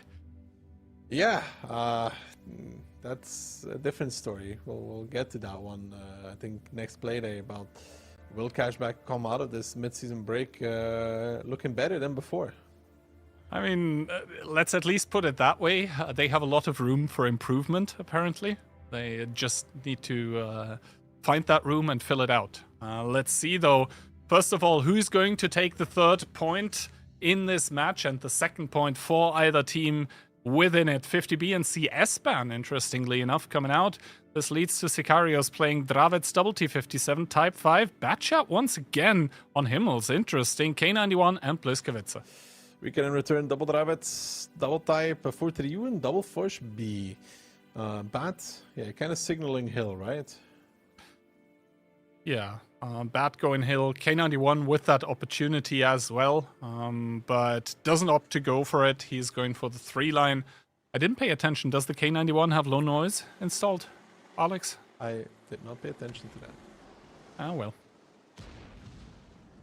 All right, like seeing Trash Panda and Paradise, so nominally the information advantage would be on Sicarios right now, but they're already getting spotted, so 2 tanks for either side. But I think the positional advantage, the longer the stalemate goes on, is going to shift in Sicarios' favor, just because they're going to have the hill with that CS63. Alex, though, getting spotted on the 2-line with that K91, does see a Foch in return, and of course the K91 needs to run at this point in time. Cannot really do anything against the double Foch BS except run and call for backup. They'll do just that. 1-2 line will be taken by Weekend fully. Sunshine will go on towards the strike. Alex needs to back off. Hill under control of the side of Sicarios, of course. And normally Hill is pretty impactful. But I will say that the downside is that it's a Bat and not a CS. Yeah. I mean, the Bat may be getting picked because 1v1 it beats the CS. That is, I think, the reasoning behind it. But, of course, Weekend have not been interested in the hill from the start of the game. Adi here is probably cursing a little bit as he gets driven off that artillery strike with HE after HE from the 430U. That does end up switching positions now. Ryszek, he's looking for some pot shots from the top of the hill. I think by now we can probably suspect someone on that hill. Indeed, a big shot coming in. Adi with that Bliskovice as well to be able to exploit. So I guess some trades back and forth, but for now I don't really see a decisive advantage by either team. Dravets rotating on the hill and 4-3U from Weekend's side. Is that enough to win this hill though? I mean, K91 realistically has a lot of DPM, and the Batchat with the burst, I'm not even sure, as Milo takes 2 by the Foch of Hellrap, who immediately goes on the long reload. Although the ability kind of wasted, but he was probably thinking that he was going to get tapped by the type. And if you're wondering what Ryszek is trying to do, if you manage to get yourself up on that rubble, you basically spot the people that are coming to the hill a little bit earlier while staying safer. Now, however, he does find the Dravets. He's unable to get a shot back. So if he had managed to go further up the rubble, he would have probably not paid that price. Yeah, not the greatest of peaks from Ryszek though to spot. I think maybe he hits a bad timing, but K91 will be taking the information tower, communications tower. Will reset, yeah. They have no clue how much is coming hill right now. And I think that's their problem, but there is a very slow T57 heavy. I think Stone probably running Grousers as well, so maybe a little bit faster. That would be the definite advantage for Sicarios here on that hill, but I think Weekend, they're also not quite sure what exactly to expect. Adi catching a good timing on the way out. He's going to make his way our way. Evil is going to be hold down though, and that might be a pretty bad engagement for Alex and Rishek here as the 430U of Kano coming in. Ability popped, strike coming in as well, and Rishek might be going down here before the T-57 arrives on the hill. Never mind, he rotated back, and this means that Alex needs to run as well. Takes a shot by the Dravets, and now Kano is gonna run him down. Yeah, I think Sicarios, they're afraid of potentially more tanks being on the hill, want to react by pushing low, but Risha gets caught off guard. He's had a good match so far, but that one there, not that great. Alex is dead, and so are the hopes of Sicarios of picking up these points. They may have qualified into phase 2. Qualification is going to be all they get on top of that point that they needed anyways. And Weekend will still be walking away with the lion's share of it. Everybody happy, I guess, in this match. I think Sicarios are pretty happy to get that point here that once again puts them a singular round in the round difference in front of CTR. That's the only reason why they are going to be making it into the second round. As Click, he's trying to pad his stats a little more ability active. He's going to get all the shots out, and he does get sandwiched to death, leaving only Like in this 1 versus 6. But I think for Weekend, they will have something to speak about regarding some misplays, especially on Pilsen. And for Sicarios, kind of happy days for now.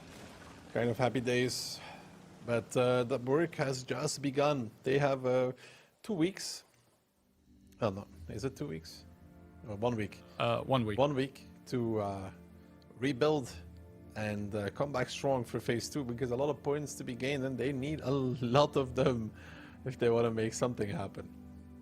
I mean, Sicarios together with Cashback, I guess, now in a little bit of catch-up position when it comes to still wanting to make it to the playoffs, which realistically are on the line now. But for now, congratulations to Sicarios for even making it to phase 2. I think after that unexpected CTR victory today, it was far from clear that Sicarios would make it. And also thank you very much to them for completing my prediction. I don't know, I had a feeling. You don't get that feeling too often. No, I certainly don't. Yeah, no. I mean, all in all, good stuff from Weekend on this one. This quite simple rotation ends up dismantling Sicarios. Yeah, I think the wrong call as well from Sicarios to take the T-57 back. Like, he was already halfway up the hill at that point, just commit it and win the hill for sure. Then again, of course, Weekend didn't know about the 430U rotating yet. That little play that the Batchat and the K91 had planned against the what they supposed was only a singular Dravets, I think that one unraveled everything. And this means that after 2 very dramatic matches, we are going to have quite the banger possibly on our hands next. It is 2 teams that have done very, very well so far in phase 1. It is an undefeated hit in place number 1 against a W that I believe are in place number 2 or possibly 3. Not sure who's winning there right now, W or Mafia at this moment yet, but very, very high placed teams. So stay tuned. We'll be right back.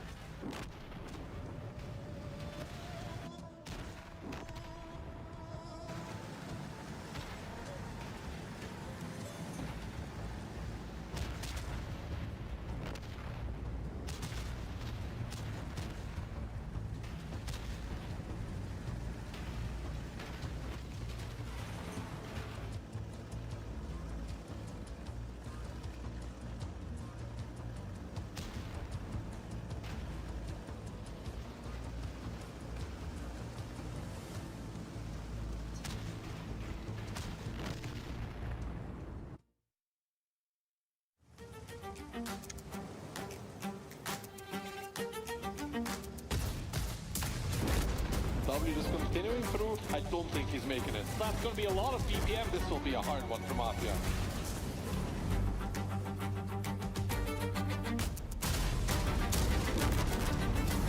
It's not looking good. He's going to disappear. Pretty bad for Cashback. He's dead.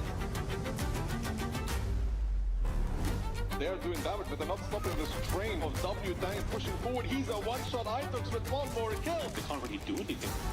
Hit and run seems to be outnumbered. It will be crushed under the heel of W.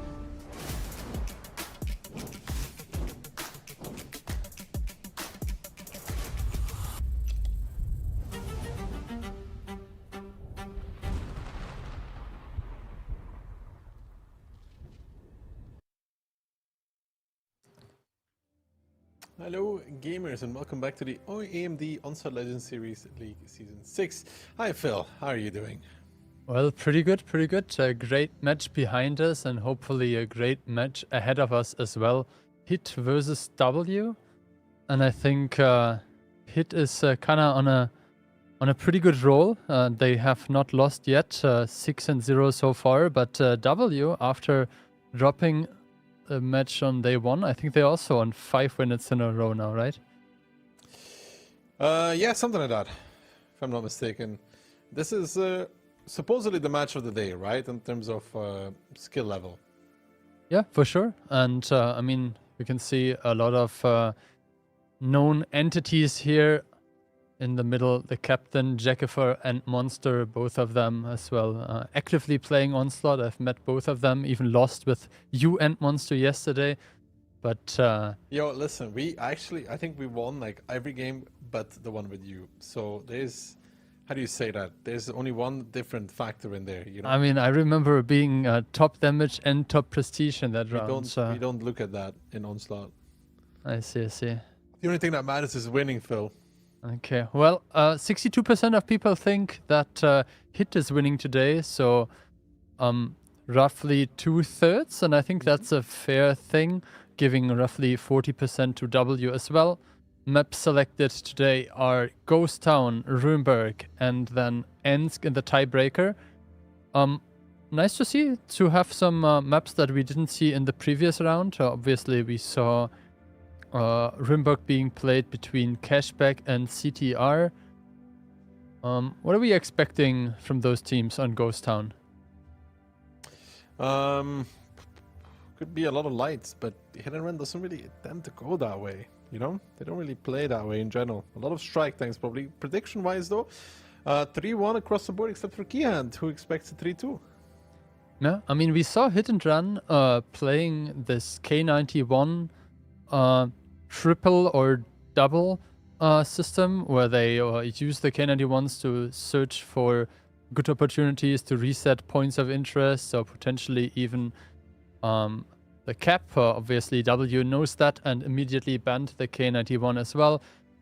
Hit banned the EBR, playing with one light tank, the RHM versus Clove in the T100. Yeah, I mean, quite interesting lineup there from W, picking Leopard, CS, Batchet, Ravek, Type, and E4. Hit maybe a bit more standard with a triple Ravek, double for 30U, so they switched it up, no light tank anymore, and a 50B. No strike tanks either for Hit and Run. Yeah, and the 50B with optics. Interesting. Yeah. Phil, I just thought about it, to be honest. You know, you should, when next time you play Onslaught, you should make sure that your mic is not unmuted, and you know, if somebody talks to you, you can just put the dog on the mic, you know? I see. And I'm not talking about Kian. Aye. Did Monster just get blind strike by iOS? Yeah, it looks that way. I mean, Not bad. that is definitely a good start for them. Starting as well is Nepal in the CS, immediately taking the strike on the 7 line.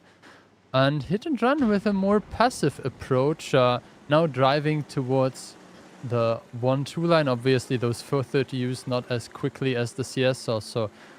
There is quite some terrain that you have to basically cross with like elevation. Cliff gets spotted by Ketsai, who puts in a shot immediately. Ketsai gets punished immediately as well. Mentos there putting in a second one. Looks like he was not able to double track him, but the plane gets in, and the spots are quite good in favor of W, I would say. Yeah, really good damage on towards Ketsai from Mentos in combination with Klurf there. Klurf was getting denied, of course, on the information tower, but now the 4-3U starting to repush towards Piotr. But are they going to make that on time? Ketsai is a 2-shot, so there's going to be a little bit of time where these 4-3Us... Ooh, the strike comes out. That should be enough to finish off Piotr. It's Nepal immediately picking that one up. Monster and Panzer Fury now pushing back in, but they're a little too late. They will find Piotr, but what is the cost for this? Monster gets rammed a little bit. Panzer Fury takes some shots. Monster will finish. So... trading 1 for 1, but W getting out ahead with that trade, to be honest. Well, I mean, the HPs are pretty even still. Yeah, look at Itox's position. I think he's in trouble, actually, because while he's sitting there right now, and I think W reacting to this immediately, pushing the K-line, Mentos coming in with Klurf and Ios covering from the back lines. Nepal taking so much though on that crossing of the CS63. They didn't need him for this. They did not need Nepal to make that play. He takes a lot of damage, and hit and run find Itox, but T-Sec takes a lot in return. Lukin has an opportunity even to kill this Dravets, the 50B on the kill, and W is pinned in. Lukin looking for that kill, and Lukin and will score and succeed. Yeah, I mean, a bit disjointed there. I'm pretty sure the type could have maybe shielded him. Also, Panz Fury, I'm not happy with his target selection. He could have picked up the CS shot onto Nepal and eliminated another gun.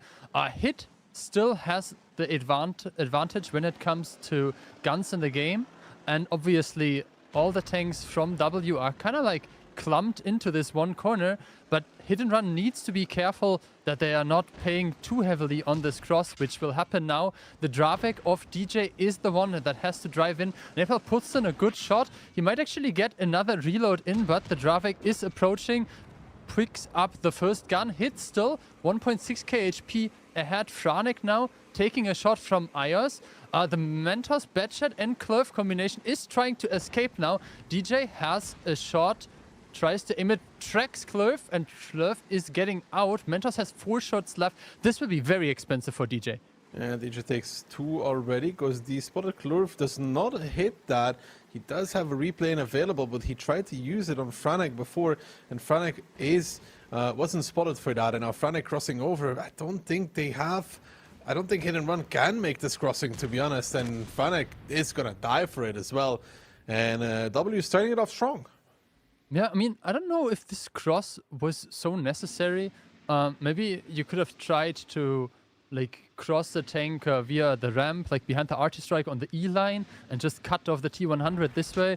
I understand that it was like a matter of being quick, but I think the biggest problem was basically that the tanks that got pushed on J7, especially Panz Fury in the 430U, they should have just focused out the guns and tried to eliminate like the effective DPM of W there, because now obviously the spotting advantage is something that is in W's favor. The Type 5 and the Dravex, even the 50B with optics, they can't outspot Batchat or T100. So good first round, but bit of improvement still possible from both sides. For sure. And there's this timing there. Ketsai peeking up, right? While you would be like, okay, he denies the info, I don't think he expected the BAB to be that far forward at the same time. No, and obviously Mentos is a player that is known to be a bit more on the greedier side of things, but in this case, it definitely is in his favor. He got like 5 shots out immediately into Ketsai. I mean, look at his damage. No, very good, very good. 6.3k damage, and I can give you the shooting as well. 18, 17, 16 with 3k of his damage from a distance of more than 300 meters as well. So very good stuff there. Yeah, it's a very good performance by that bat. Even the Leopard behind it as well doing quite a bit, but I think it's the bat that made the real difference there. Hit and Run almost got back in it, but this K-line crossing over from the 50B, I mean, it's not really going to work out. They kind of need a DJ and Franek to do that, you know, and then make sure that Leo doesn't escape. I think they had an opportunity for that even. No, maybe. I have to say, there were like a bunch of smaller things that can be criticized. The target selection, then like a bit like the timing with the repush coordination as well. But in the end, I wouldn't say it was a stomp either way. It was a close game. bit of a back and forth. W taking the victory, and obviously the first round on Hit and Run's map pick. But I'm pretty sure that Hit and Run will be unfazed by that. They have been down 0-1 numerous times, and they'll not get too distracted from their mission. No, but it's a good start from W. I think they need that in this match against Hit and Run. Like, I really think they need that solid start because Hit and Run is the team that, I mean, you know, you could say they're representing Poland as a country. But they're that kind of team that doesn't really struggle from being behind anymore. So W is going to have a tough match ahead of them. So winning that round to start with, very important because Hit and Run is the kind of team that does run away with a lead, though. Once they're up 1-2 points, it's really hard to get it back. Yeah. And the ban phase has started, so the teams are right now deciding on what they don't want to see against them. First round, we saw the K91 and the EBR. Let's see what the bans are now. Yeah, both teams picking the same vehicles. Excluding the K91 for Hit and Run is definitely a good choice, and the EBR as well, something that we see very frequently banned. Do you think it's a good idea to ban the EBR if you're not playing a light tank at all? Sure, why not? The EBR is kind of unique in what it does, you know? And the info it gets and how quickly it gets around the map, how stealthy it is, good combat abilities. Well, I think it makes sense though, to be honest.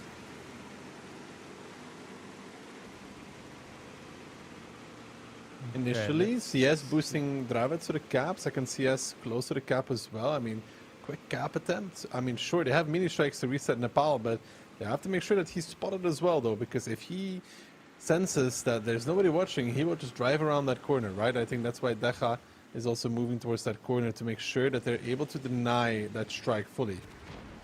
Yes, but Nepal still has his own strike, and I'm pretty sure Clove didn't use the plane, so with that they also secure the safe decap. There is a type coming closer, and Piotr as well in the Dravek taking a position that usually grants some decent decaps, but the damage coming in quite well so far from Hit and Run, preventing the decaps. 20 seconds left. The aforementioned strike is obviously also in Ios's hand with a Leopard 1, so now they're in closing onto Decha. Decha bounces on Itox, very important, and it looks like Hit and Run has abandoned the cap now and is trying to re-push onto W. I think this sense an advantage here because Lukin had to come close to deny the cap if the mini strikes would miss, because that's a real possibility on this map, and they were not getting the big strike. That big strike does do a lot of damage hitting home on 3, but now DJ, T-Sec and Ketsai are going through this type 5. The question is Lukin get another shot though? He will be able to do so. Piotr is dead in the meantime though. Lukin joins him in the grave, but Hit and Run now down in HP. No, down in HP, the strike will hit home onto Franek. It is just 250 and he manages to heal in time. The next strike coming in as well, 150. The heal keeps him alive. He puts in one more good shot, tracks as well. Itox gets shot by Ketsai and Monster picks up the next kill. Hit and Run still keeping all their guns in the game. Yeah, and those heals there from the Bounty Hunter ability keeping our man Franek alive through numerous CS strikes, and now it's just a Leopard on full HP and the rest of them are dead. Mentos and Isles, the two biggest damage dealers from the last round, are going to be the last two alive in this one as well. And Hit and Run showing us a masterclass at keeping the tanks alive. Mentos now the last one standing. 7 tanks left standing for Hit and Run. Not bad whatsoever. No, I mean the strike misses Mentos, but that will not really make a difference. I mean, take away Monster, right, with like 2.5k HP, and you could argue Mentos would have like a sliver of a chance, but it's 3 tanks in the cap, make that 5. 2 tanks protecting the cap. Maybe he picks up Decha, maybe he can put in one more good shot, but even that stays denied from him. 7-0 and potentially even a cap not going fully through. But yeah, 1-1 is the scoreline, and I think we have a good match on our hands. 8 rounds, Hit and Run abandons the cap, there's a lot of pressure, but They're denying that Eastern Strike with Decha, and then the Mini Strike, and then Franek. And Franek is also denying the decap from the E4, which forces Lucan close. Lucan comes close, hit and run, pushes off. Good stuff. I mean, it was close, but they did everything right, I think. I mean, I saw a bunch of bounced shots, which we can see in the 2.7k blocked damage by Lucan. Maybe a bit of over-eager there. I think DJ bounced twice in his E50M. But in the end, it didn't really matter. You can still see an acceptable pen rate of like 83%.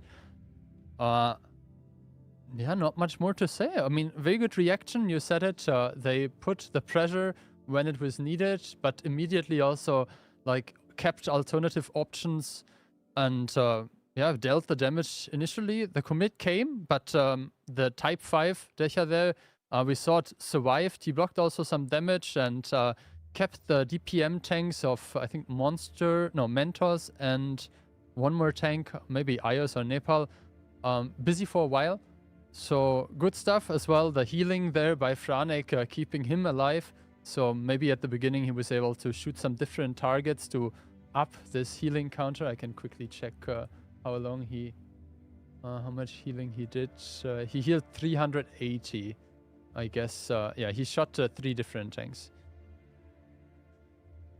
Yeah, I mean, he did great. That heal keeping him alive. Now moving on to Runeberg, though. Not sure what to expect from this one between these two. I don't feel like they've played it that much either, no?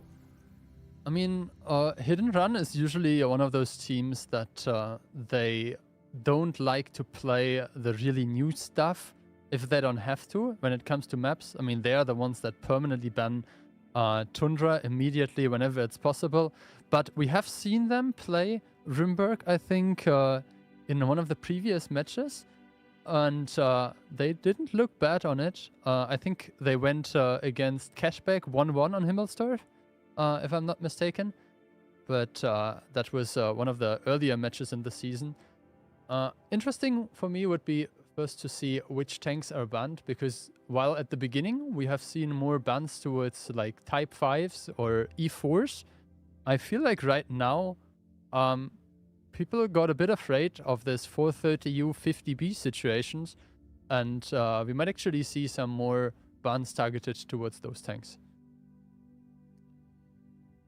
I mean, if you ban the 430U, 50B, that leaves to 57 and Type 5. The bans here are Type 5 from both teams. Okay, interesting to see. And seven 50Bs yeah, from W. I mean, now that it is picked, Mentos was telling me already. I mean, but it's Foshbs, right? Yeah, but it has a B at the end, right? So is a Foshb a counter to a 50B? Yes, I know. I mean, I would say it depends on the engagement, yeah, right? like that's literally what I was saying. Depends entirely on the engagement. If he's not the first one to engage, but the second one, when people are already clipping, then yes, it is, because he heals. And if you don't kill him, which is 2 full clips from a 50B, if you don't kill them instantly, they come back in with level 3 and they become even... Like, the Force B initially is annoying to kill, but the Force B that comes off of its reload with level 3 ability is even more annoying to kill. Okay, seeing this initial split, I think I favor Hit and Run, but only if Hit and Run is not able to... if W is not able to just, like, overrun one of them. Okay, DJ gets spotted, same for Franek. First shot goes into Piotr, and Franek manages to get back around the corner, does not get the strike, but is the first one to be in the strike, so that also means that he will be able to pick up the strike fairly safely. I think the jig is up. I think they've spotted basically everybody. Maybe I think Flurf is not spotted, or like I think 2 tanks were not spotted yet.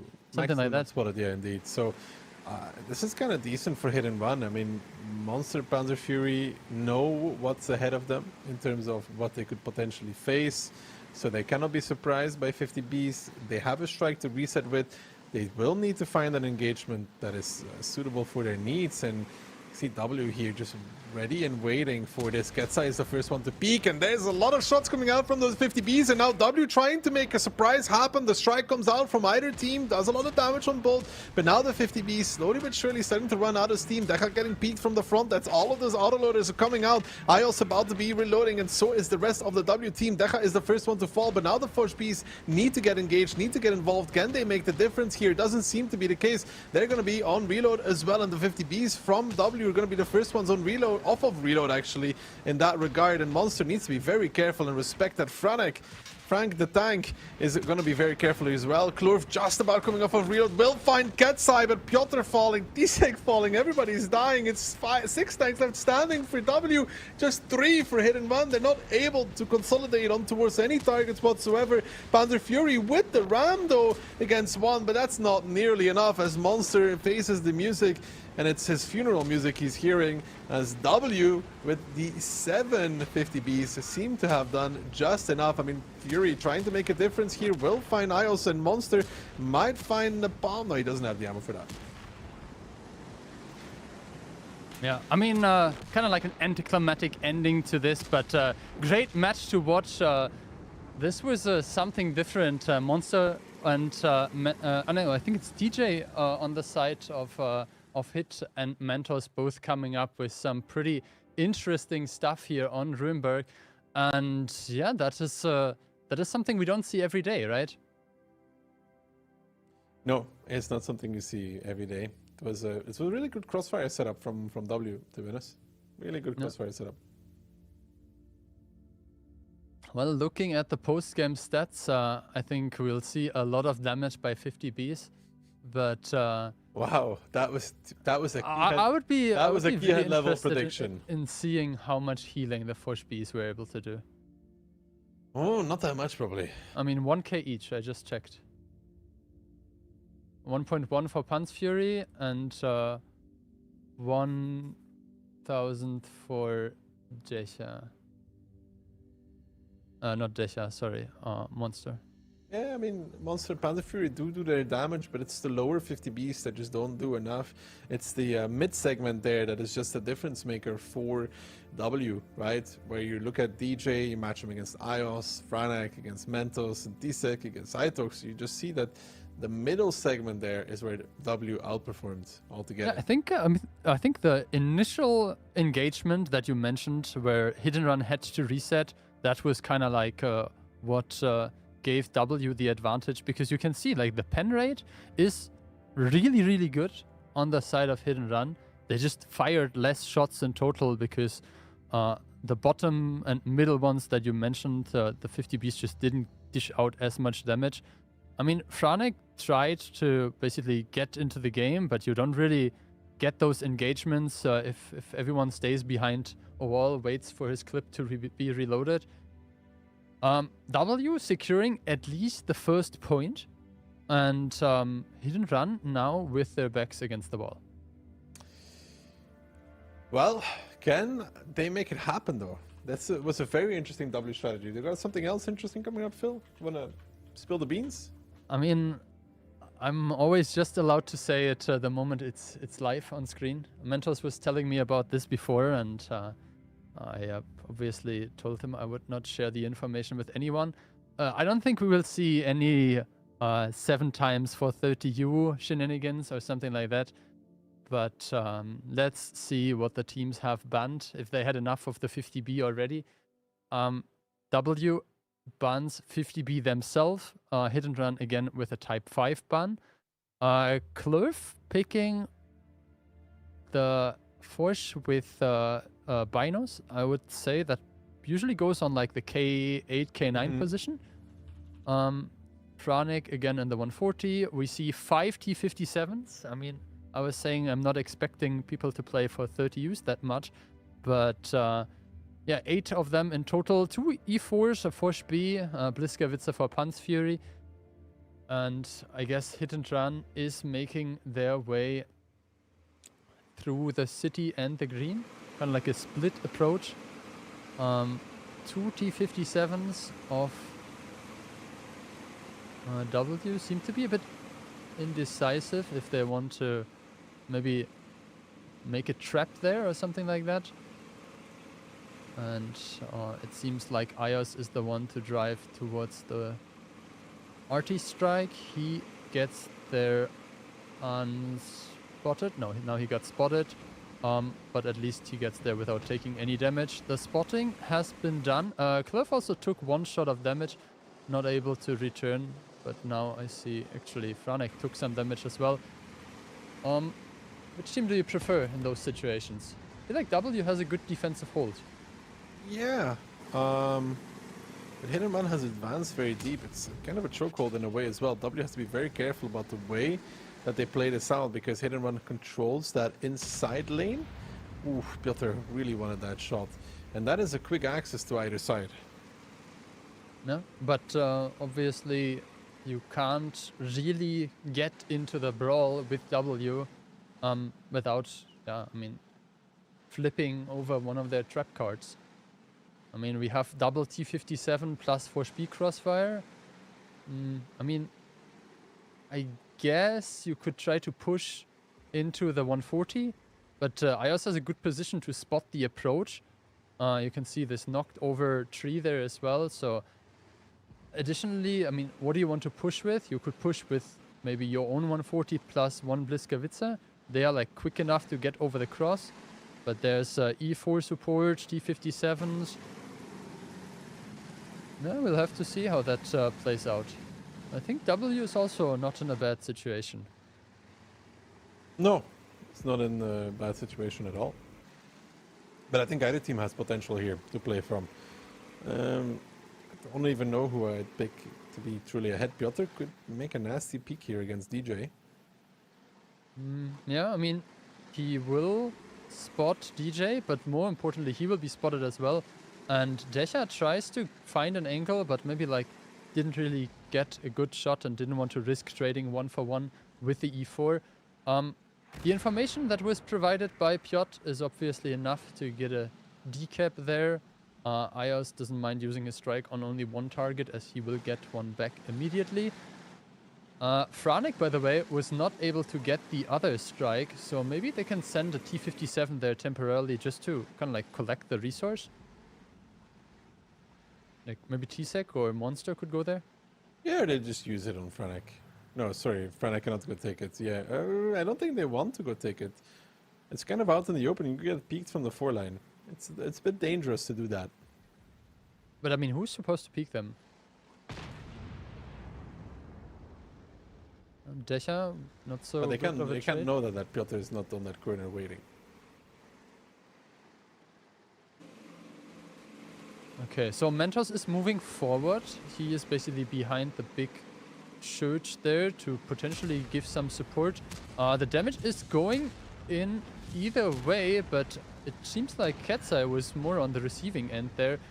Trades now roughly 2k up, but the big wave of hit and run tanks is now encroaching onto Nepal, who is taking a lot of damage, but T-Sec and DJ not really able to reload that quickly. They emptied their clip. Now next tank to fall is potentially Itox, but he gets around the corner. Now the repush of W is coming, and hit and run is in a heap of trouble. Next thing to be picked up is T-Sec, and the tanks are not reloaded yet, but Monster is down to 700. Yeah, but right now, Hit and Run has an advantage in terms of guns. They are on 6, now 5. They need to continue that. DJ is Amarak, and now Klurf trying to tank it out with that Fosh B. He's in the trouble that he is standing his ground. He will heal just enough, but not enough to survive the whole clip from Decha. And when the dust really settles in this one, it seems to be W that comes out in head with that strike as well. Panther Fury will die to the combined fire of Mentos and Piotr. Franek is down towards the one shot already. Decha will come off reload soon, and he will push towards iOS, but iOS should be able to disengage. No, actually, he was not that aware that this could happen, and he's gonna fall against Decha, but that is also gonna be for show, as Decha will die against Mentos, who comes off reload, and then it's just Franek standing, and unbelievably enough, it's gonna be W to pick it up. 3-2-1 match of the day. They're coming back into the season rather strong. They ruined Hit and Run's win streak. No, Hit and Run had the chance to get the perfect phase 1 7-0 sweep. Not 100% perfect, as we mentioned many times. They lost a point to CTR, but today they will not get any points, as W puts themselves on the board and additionally gets some distance, further distance from cashback as well. Because in the end, you mentioned it, the top 4 is what is the most important, right? Yeah, of course, that's indeed the most important. So top 4 are moving away by themselves a little bit. And, you know, Mentos and Piotr just playing out the game cleanly, as they should. But the result remained the same, 3-1. Fnatic made the delay at the end here, but you cannot delay the inevitable. No, I mean, potentially will be able to put in one more good shot here or there. There is no radio, but the spotting now happened. The strike will be deployed by Mentos, as we can see, and that should be the end of it. 3-1 for W. I mean, I would say well-deserved. They had a really good strategy there coming into the first round of Ruimberg and got rewarded for it.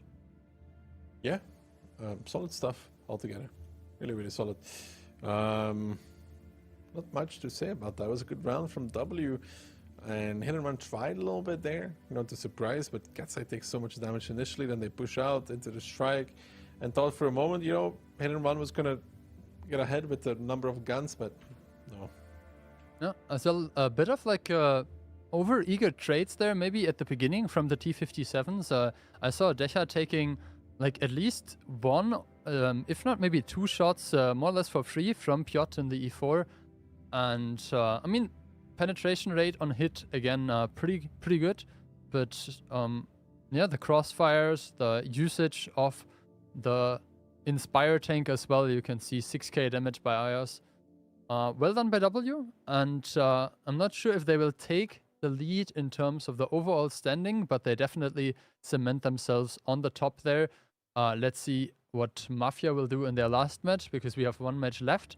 But this one definitely delivered, especially with the 750B strategy. That one was interesting. But will Mafia versus Lotus be interesting, Phil? I mean, I certainly hope so. But I think it might also be just a very one-sided affair in favor of Mafia. I mean Lotus has not convinced me so far. I think they've really convinced anybody so far. I mean, they haven't. I mean, they have a last chance. After our replay break, we will quickly go through all the highlights of this match and then hopefully have another highlight at the end of this phase 1 of Season 6.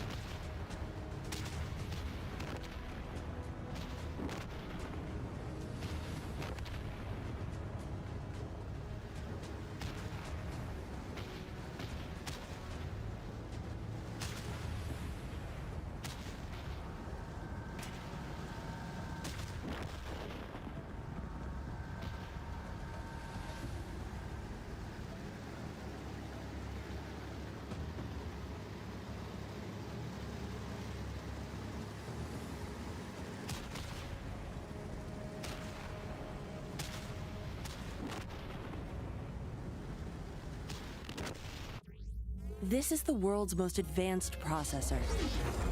In entertainment, its rendering speeds render other processors obsolete. Powers cloud services for billions. Helps change the course of climate change. And uses AI to accelerate disease detection and cures. We make the world's most advanced processors, but only with your vision can we advance the world. AMD. Together, we advance.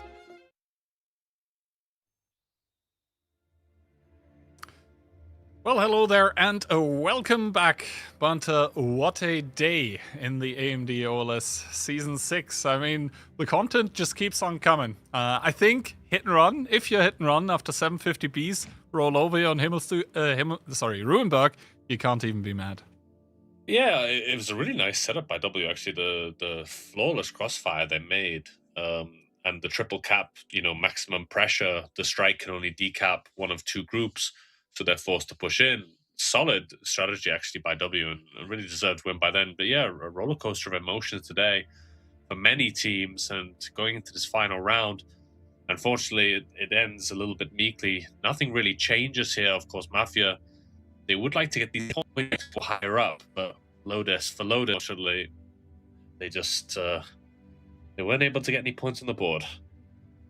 No, I mean, for Lotus, now is kind of the last chance to get any points on the board. And to be honest, for them, this is kind of a training session, maybe going into future seasons, maybe, just trying to stay together as a team. And for Mafia, I think this is one of those kind of must victory where you pick up points and it just carries you throughout phase 2 as well. Community predictions, we had a 98-2 already this season, but 97-3, it's kind of up there. And to be honest, I don't know what to tell you. I agree with it. I think an act of God wouldn't do the job. I think we need a few gods for this one. But yeah, Lotus, a little bit worse than last season. I think the competition is a little bit better in this season. I think Vulgus last season, they overshadowed Lotus a little bit with their poor performance. But yeah, Lotus coming into this one, I think they always were the weakest seeded team. And, no expectations were shattered. And going into this one, Mafia choosing Pilsen, exceptional that Lotus wouldn't ban that one. Mafia always loved that one. Always loved Pilsen. Lotus choosing Ensk with a final of Ghost Town. Any thoughts? I mean, to be honest, I think this is going to be a fairly one-sided affair, and Mafia just going with a comfort map, then letting Lotus pick whatever they want, realistically, and then Ghost Town. I think Mafia just let it get to that one because it's just such a technical and long map that if for some reason we end up going to tiebreaker, then Mafia just have this kind of safety net that they put there if like a lot of stuff goes wrong. So I think Mafia kind of winning the map draft here a little bit, if you want to call it like that. Caster predictions, yeah, what can we say? I mean, 3-0 across the board. Predicting anything else would be suicide. Maybe not that, but I'm impressed. You went for the 3-0. You're the one who's doing the out there predictions today. I mean, I had the 3-2 weekend victory today. Yeah, I'm feeling good, man. But to be honest, especially with that CTR victory, I went back to check, and every single caster, like we have a leaderboard that we're going to publish, and like not a single person predicted for CTR to win. So it was just a sea of red when it comes to the points there. No one getting anything correct. Yeah, it's quite funny if you look at the previous play day. It's like all greens and yellows, and today it's just red. Everyone's got their predictions wrong, apart from kind of the Sicario's weekend game. A fair few people went for weekend, but they didn't get the result correct. But this one, I've got a sneaky suspicion we're going to see a bit more green. Yeah, and to be honest, I don't mind. Today, not a single person gave Lotus a point. By the way, if you look at everyone, goes 3-0. I mean, yeah, as I said, doing anything else would be weird. But today, it doesn't matter how many points we get as casters. It's all about the teams getting the points for phase 2. And as well, if all of us are wrong, that means most likely there were some very exciting matches. And today has been a very entertaining day at the very least. Going into this last match, Lotus, they're fighting for their first and only points in this phase 1 here. They bring in out the Type 5 ban against the 50B ban from Mafia, so Lotus will start with triple BZ, triple 430U, and a Fosh B brawl-oriented. Yeah, it looks like Lotus want to catch Mafia out. A viable strategy. Mafia looks like they're going for a little bit more control-based. 1E100, K91 with that strike, double 430U, DPM medium, Fosh E4, and Rheinmetall Panzerwagen light tank with the plane. So they want to, obviously when the Mafia will the anticipated, they don't need tactics. You just kind of set up all your tanks defensively, spot the enemies in the beginning to counter any initial rushes, and then you take map control. And for Lotus, it's kind of a little bit of a different thing. Triple BZ75 immediately towards the cap. They immediately want to put the pressure. It is the... What the hell just happened here? That's how T1 Cunninghams are made. Yeah, look away if you're under 18. That wasn't for you. But yeah, Yuzek getting a good first shot into Tarks here as the triple BZ gets spotted, actually. But what Mafia don't know is about that 430U times 3 that's coming through there. Finally, a shot coming in. But the Fosh B of Jordan also still unspotted. He didn't touch the artillery strike. The question is, will this amount of alpha and DPM that's rolling towards Mafia be enough to stop them, though? Yuzek, the wall himself, he is in his element, but at the moment he's taking a lot of damage. The strike goes down, it's going to hit 3 tanks. Good placement there, and we do have a Mafia stronghold, but it's being kind of overrun. Yeah, I mean, really prime position, but the thing is, if it was a K91 in K1, this could be a different story, but it's a Fosh shooting on range, and he's probably out of shells. These 430s, they're surrounded, and the tables have kind of been turned on Mafia. I think they thought they were being really smart here. Of course, the bleed is significant. These tanks are taking too long to die. Conrad needs to die. Yoda needs to die. Conrad, the focus fire wasn't there, so Conrad gets another shot out. He might even get another one. He doesn't. Just a 3-tank advantage, but bear in mind, they are all now stuck in this position. The Fosh in J1, he's unspotted. Alvin will need to boost for him. No, he does get it. No one really has good shots. Maruch is going forward. Rexar is now loaded again, though. He has got ability popped. I think he should be able to survive into the healing phase of his ability. He's actually already healing. I'm not sure, that's a bit weird. But yeah, now on reload, Marucha, don't think he's going to be able to pick him up here on 100 HP in a dream. Doesn't even connect that one, and now the death throes of Lotus. It looked pretty good, but I mean, it depends. If they can still get Rex out of the game, it would be okay, but it seems like right now the tank is just too low. Will Marucha reload here? Oh, Bochion's actually coming in with the save. All of a sudden, Lotus playing with 5 tanks against 3. That is a lot of HP, though. Profus has a strike. I don't know why Profus didn't try and save his teammate in the corner. He has a level 3 strike that would have killed Marucha in that corner. I don't know why Profus isn't activating that. But now, you know, we talk about gunning the game as much as you want, but it might be a 5v3, but that's 4 times advantage for Mafia. Well, let's see. I mean, tank advantage for Lotus, that means Mafia needs to do something, but they have, obviously, the HP to do it. They have a full HP light tank. They have an almost full HP 4. Maybe Profuse? No, he's not timed out. He's moving. So yeah, I disagree with the decision he made to not use his artillery strike to take Marucha out of the game, but they're Kono killing Botchans. That's already very important. A strike comes down onto Orzhek. He does get reset, no ability, so he does actually take the full damage. Jordan coming with the shots through those tank holes there. Very good shooting as Sokol all of a sudden finds Profuse in the open, but of course Sokol cannot take so many shots. A strike coming down, and it's going to remove him from the game. Mafia, they just have so much HP to play with. They have equalized the guns now. They just need to be careful not to throw, but Tuka on that one shot, I don't think he'll be able to make much more magic happen as Kono coming through with the next kill. All of a sudden it's turned around. Mafia with the gun superiority. They're going to take up the artillery strike as well. As soon as Marucha gets spotted in that BZ, that's going to mean he's dying too. And then it will be Jordan against the world. There was some potential for Lourdes, but I think the last bit of penetration in that push, it just wasn't there. Yeah, it took them slightly too long to kill those 430s, and even then, I mean, killing that Fosh in the K1 corner is really difficult. How am I sounding now? Am I sounding pretty good? Yes, I think you're back. Seems to be Wonderful. pretty okay. Jordan setting up a little trap here. He does see Profuse. The shot does not connect. I mean, going from bad to worse, I guess. The strike coming down. He manages to dodge it, but it's all going to be for naught. Mafia picking up the first one. Well, Lotus made them work for it, but at the end of the day, I think it was a pretty uncontested victory if you take a look at the scoreline now with the amount of tanks, the amount of HP remaining. So, yeah, Lotus... maybe better than we expected, but at the end of the day, like that little bit of last punching power, it just wasn't there. Yeah, if they could have blown up that Foch in K1 in the beginning, I think it would have been a bit of an easier game. I think those 430Us took far too long to die. I'm not sure if I think the E100 might have made a side shield for them, which kind of allowed them to live just that little bit longer, but yeah, Mafia anticipating this move. I mean, you know, when you're the weaker seeded team, you got to do something out of the box, right? You've got to either be super defensive, the enemy makes a mistake, or be super aggressive and hope you can catch something that can generate a snowball. But yeah, Mafia, they wanted to be the surprise, but it blew up in their face a little bit. And quite lucky that, you know, when Profus does 7k, Kono does 5, the rest of the team don't really have that much. You see those 430Us.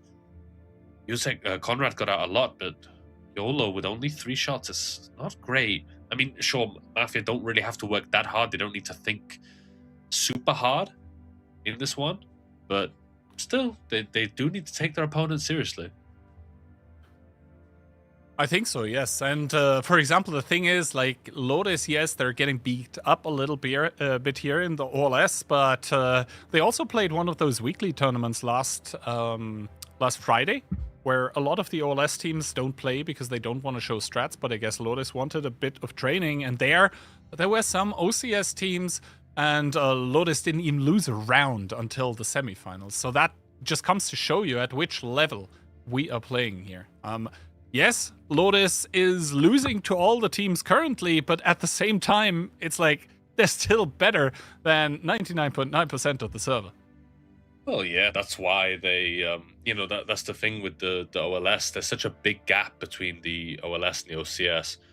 It really, you do feel it. Like, Lotus would probably, if we had the OCS with Lotus in it, they'd probably be getting to the finals the same way we've been seeing Collapse getting there quite a lot. So, like, Lotus are no pushovers. It's just the levels are so much higher in that OLS. The top 4 teams, you know, they don't even pick the bones. They just move straight on. And even the quote-unquote weaker teams, CTR and Sicarios, they're still very, very strong. I mean, after today, the question is warranted. Who are the top 4 teams at this point in time? Maybe we're witnessing a little bit of a shakeup this season to what we used to have. But first of all, Lotus once again with the Type 5 ban. Mafia, just like the past game, they're banning that 50B. They probably saw what happens if you let the enemy team pick quintuple 50B. Don't want to let that happen anyway. Lotus starting now with double T57, quadruple 430U, and a Foch B. Yeah, Mafia double Dravik, E100 and Mouse, German super heavy wombo combo, double Foch B and an RHM. 50B is an interesting ban pick. I mean, the thing is, on Ruinberg, right, you've got a lot of close quarters and kind of turns, a lot of cover to be hidden. But Pilsen's a much more open map, where light tanks are quite common. So I think this kind of high amount of 50B strats that Sicario tried to play is really, really hard to pull off. Oh, Jordan immediately taking a shot of damage, but he's going to make it to the artillery strike. At least he's going to be netting that one. But the 430Us of Lotus that were probably hoping to stay unspotted, they actually all get spotted for driving through the 5 and 6 line. They're going to drive into the factory now. Don't take damage here. That was some attempted crossfire from Mafia, but they don't hit it for now. They're driving on towards super heavy tanks. Not sure that's the best call to make right now. Trying to come out of the factory or maybe build some crossfire. Yes, a lot of damage being dealt onto Yuzek in the mouse, but those T57 clips, they are finite. They don't have much more in the clip. They go on the long reload. Yeah, and good decision-making by Lotus. They opt not to push through because I think the T57s weren't ready. And now, you know, no strike has been taken just yet. That field strike hasn't been taken, so triple cap could be on here for Lotus. They do have a timing, but Kono is taking that strike on the field. We'll need to see if he is able to get that one. He should be able to. I'm not sure. I think only the big strike from Jordan could deny that one. and it doesn't. So Kono gets that strike. Cap is not able to happen. Tuka takes a lot of damage. But now, they've actually made a rotation. The Foch is coming from the south. Boshan's from the front. Profus might be in trouble. Profus getting track, getting held, has a rep kit available, but that is crossfire coming in from that Foch B. You mentioned Sokol, -3, all of them connecting. One more shot by Profus, but he was already damage mitigating as Tarksic gets Yuzek in that mouse. Tuka running away from the T100, but that one with the turbo probably kind of quick. He's trying to stay alive as long as he can, but Yolo picks it up. Maruja trying to profit though, and as the dust settles, Mafia, less tanks, less HP. Do they possibly have positions with the RHM is the question. I think they do. The 430U of, I think it's Jordan, is coming behind the E100 of YOLO. Conrad is down to a one-shot, 51 HP. Even a small track will pick him up.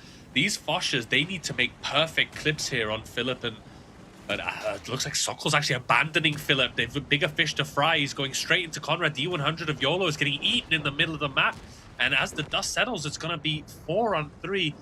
Double Foch and that all-important light tank with a lot of HP. But there's no real...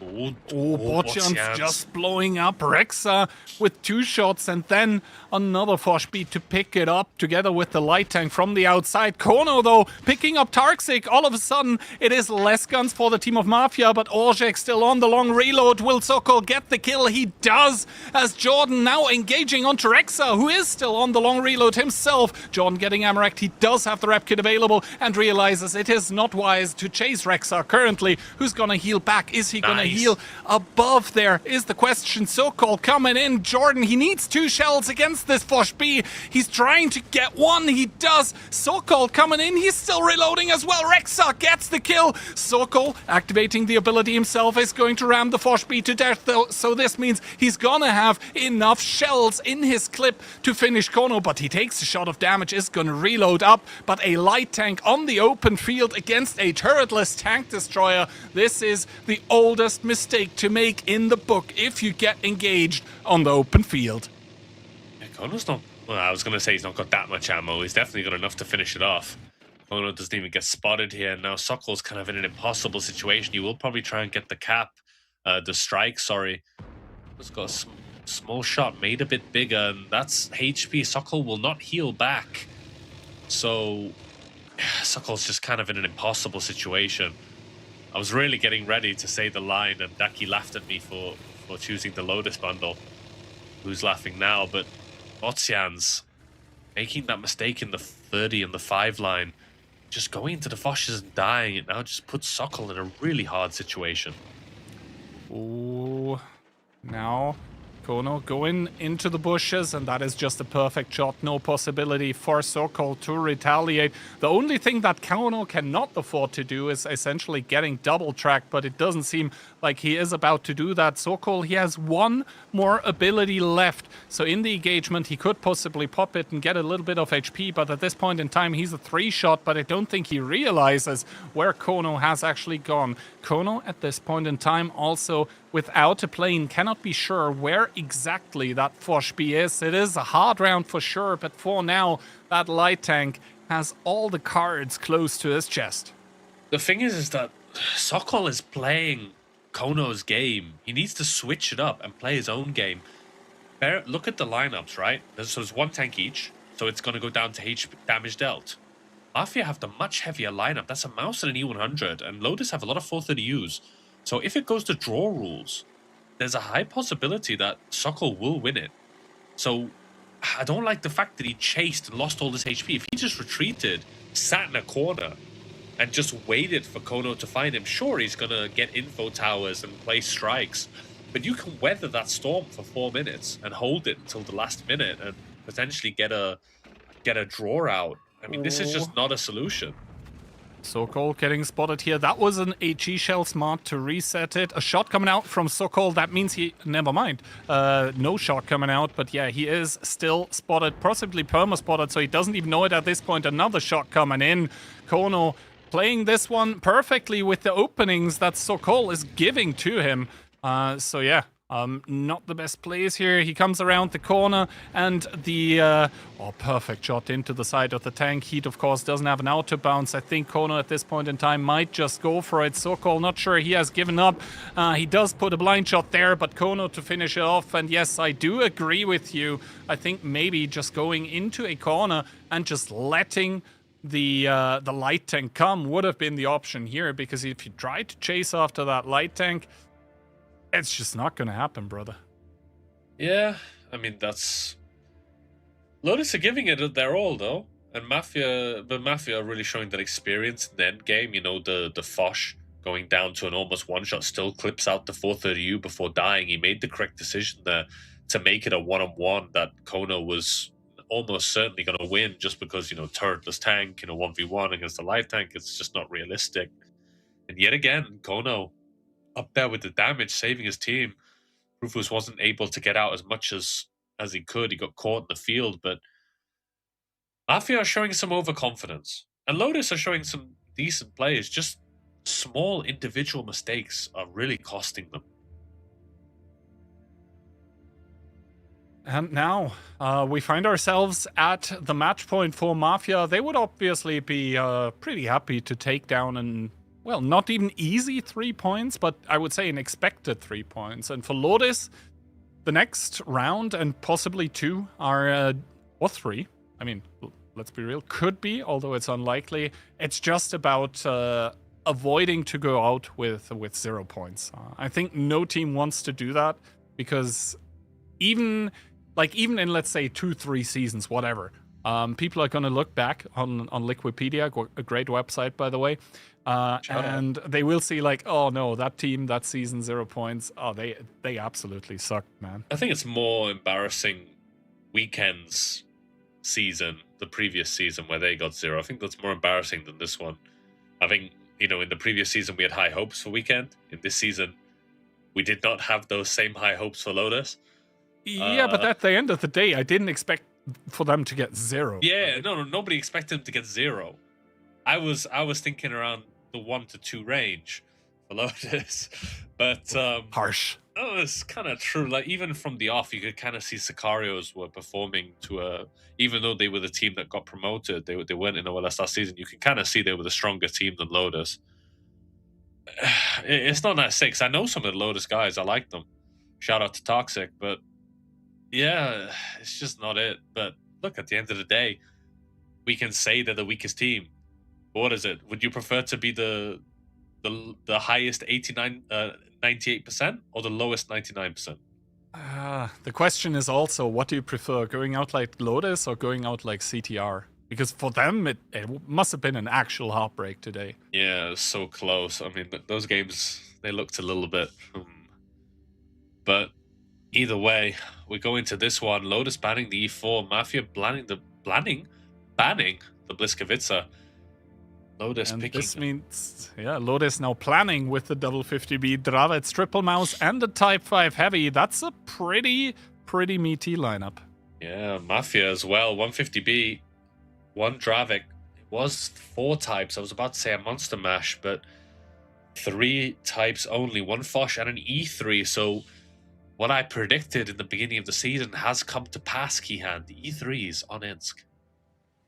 I mean, at some point, if you want a high pen TD, it's got to come out, because the E4 is kind of a safe assumption that it's that it's going to be banned, and the E3 still gets the same gun. It has the 375 APCR pen and the 750 Alpha. That's the reason, for example, why the Hori wouldn't get picked, because it only has 600 Alpha, although it has pretty good pen as well. As the Dravets on the field is going to go hold down for Lotus, taking some map control, seeing Rexa as well. Botchans immediately getting unspotted. I believe unspotted bouncing the shot from Rexa as well, as Conrad takes the first damage of the game. But neither team super aggressive on the field right now. The same, though, cannot be said about the city. Tuka and Jordan quietly driving forward. They're missing a little bit of a window of opportunity against Orzhek, but that is 3,200 damage waiting to happen. But now both of them are spotted in the city, and to be honest, Orzhek hasn't really taken a lot of damage, so now the jig for Lotus is kind of up as Tarxic finds out about Profuse, takes the first bit of damage, but if there's any tank you want to take the damage on, it definitely is the Mighty Mouse. Yeah, it's a decent trade for Toxic. I don't think it's... I mean, you could take it, you could not take it. It doesn't make a difference in the grand scheme of things, but... Yeah, thinking about Hori. Hori gets the increased damage if you're unspotted, right? No, it gets a reload bonus when you the 268 with the ability. Yeah. It's not the worst tank to play on this map, but... I mean, we have seen Hori at some point, I think, even on Ents, but it was, if it was picked at all, it was like a super niche pick. For example, we have seen triple Fosh 155 as well by hit, and it failed terribly. But yeah, let's not focus on this. Instead, let's focus on the match at hand, where Orzhek is actually able, just the single one of him is able to chase the double 50B away here. Jordan, actually he does have backup with Kona as well. Jordan and Tuka running here. Jordan driving against the wall, taking a lot of damage, and those little mistakes, they are so costly against a team like Mafia. In the city? Ooh, Yuzek just gave 1k to Tuka on HG. I was looking at the crossing. Yeah, these types of Lotus, it really is boys to men. Mafia just schooling them on their own map pick. Jordan and Tuka getting bled about 3k plus just leaving. And Mafia just picking their engagements, allowing Lotus to make the mistake. And, you know, if you lose one side, you know, every action needs a reaction. If you lose the city, you have to push the field, and that's what Marucha's doing, but I'm not sure the rest of the team is supporting him at the moment. But he does have a lot of meat, at least. They're trying to collapse on YOLO. The Dravik behind him is not leaving. He's in the info point. Rufus gives a big one. In the meantime, in the city, Kono does get found, but that's going to be Tuka getting found by Ozit in the meantime, and it's just not looking good for Lotus at the moment.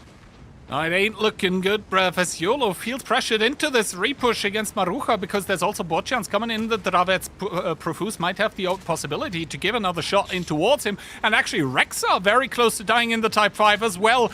Though Sokol on that one-shot, Profuse to pick it up, and Conrad all of a sudden from downtown putting one into Marucha YOLO. That is very annoying for the mouse of Marucha, the way that YOLO is playing very close to him, to his side. That means Marucha is going to focus on other team things, but he does get picked up. So good play by YOLO, who might be able to get one more shot into bot chance to put him down to a one-shot for Conrad. And as the dust settles, Lotus are left with 3 tanks and, well, make that 2 less than 1,000 HP between them as well. Philip with another kill, but in turn bot chance falls to the grave, and Philip, the last one alive in the game for Lotus, the last one alive in the match, and the last one alive in the AMD OLS Season 6. Orzhek with that 50B, his turret damaged. It ain't gonna matter, he has 4 shots available. That is one more than required, even with the Ram insult to injury. And we have to say goodbye to Lotus Mafia. A well-deserved 3 points. Well-deserved is a stretch, I think, for these Pilsons, but definitely on this Ensk, I mean, they were so far ahead. Like, they read Lotus like it's not even like a book, like a coloring book, one of those that Daki reads. But, yeah, congratulations to Mafia. They get the full 3 points. We get the full points for the prediction. Every single person got the prediction correct. It's not a nice thing to say, but yeah, we hope Lotus can come back stronger and better next season.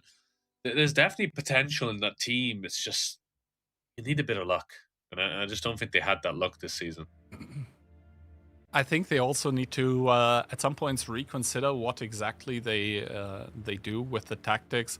I mean, to be honest, here on Pilsen, almost. Maybe a little bit sometimes, but yeah, on this Ensk, definitely no. Individual mistakes as well, talking about the driving mistakes, etc. Not that it really mattered for Lotus at this point in time. I think that was clear for everyone. But yeah, at the end of the day, this means that we are concluding the phase 1 of the AMD Onslaught Legends Series Season 6, and hopefully we'll be able to take a look at the standings soon, because realistically, I mean, the damage dealt in this game is... I don't want to say meaningless, because a lot of the players still like to brag with like DPGs and the pen rates, etc. But what matters more to essentially everyone is the table. And looking at the table, well, Hit, they lose against W, and they're still on first place. For that round difference in CTR, Sicarios, it's such a sad thing. I'm a big CTR fan. I know the CTR guys. They're really nice guys. Well, they're decent guys, and yeah, 7 points between Cashback, Sicarios, and CTR. Cashback, the big surprise this season, you know, 5th place. It's not that bad, but if you look at the points difference between 5th and 4th, Cashback have a lot to make up, because it's only the top 4 teams that make it through to playoffs, and Cashback, there's no guarantee they make it through right now. I mean, the crazy thing at this point in time is that essentially nothing has been decided. If you look at the top as well, there's 3 teams on 17 points. That means anything realistically can still happen. Keep in mind, in the phase 2, which is going to start next Tuesday, we're going to up the points per match as well. It's going to be best of 7s. It's going to be 4 points per match, and obviously 1 if you lose in tiebreaker, 3 if you win there. That means there is possibilities. 4 points. A singular win by Cashback or Lotus might put them into striking distance against Weekend, and 2 wins, and they're almost there when it comes to contesting. When it comes to contesting the top teams as well. So I don't think anything really is decided yet, apart obviously from the fact that, well, CTR are out in a very unfortunate way for them. I think it was an absolutely valiant effort from the Czech team, and I wish their players the best of luck in the future, because I'm not sure how much we are actually going to hear of the team name of CTR in the future again. But that is sometimes how it goes, right? And I was talking about it already. Next Tuesday is going to be the next stream. Obviously, same place, same time, twitch.tv/worldoftanks at 4 p.m. UTC. That's 6 p.m. Central European time. But of course, we are going to be taking a short little break. And that break is probably needed, Bunter, because in the mid-season patch, usually we introduce a few changes. Some of them might be spicy. I'm not going to spoil too much, but you're going to find out very soon. And that being said, the Twitch drops today, not only do they have the 5 OLS tokens as usual, but also the rental 705A and the rental Bliskowitz are not the worst tanks for Onslaught, if I may say so. If you haven't been able to claim them yet, we are going to rate Darky. As always, after the stream, you will be able to claim there. It is continuous, so your progress will be transferred there as well. And also, if you want a 3rd rental tank, then you can go to the portal, to the information page about the OLS token store. There, if you haven't done it yet, you need to log in. You can claim an E50M rental, which also isn't the worst tank for Onslaught. All of that being said and done, thank you very much for watching to you, and we'll see you in a week. Bye-bye. See ya. This is the world's most advanced processor. In entertainment, its rendering speeds render other processors obsolete. Powers cloud services for billions. Helps change the course of climate change. And uses AI to accelerate disease detection and cures. We make the world's most advanced processors, but only with your vision can we advance the world. AMD. Together, we advance.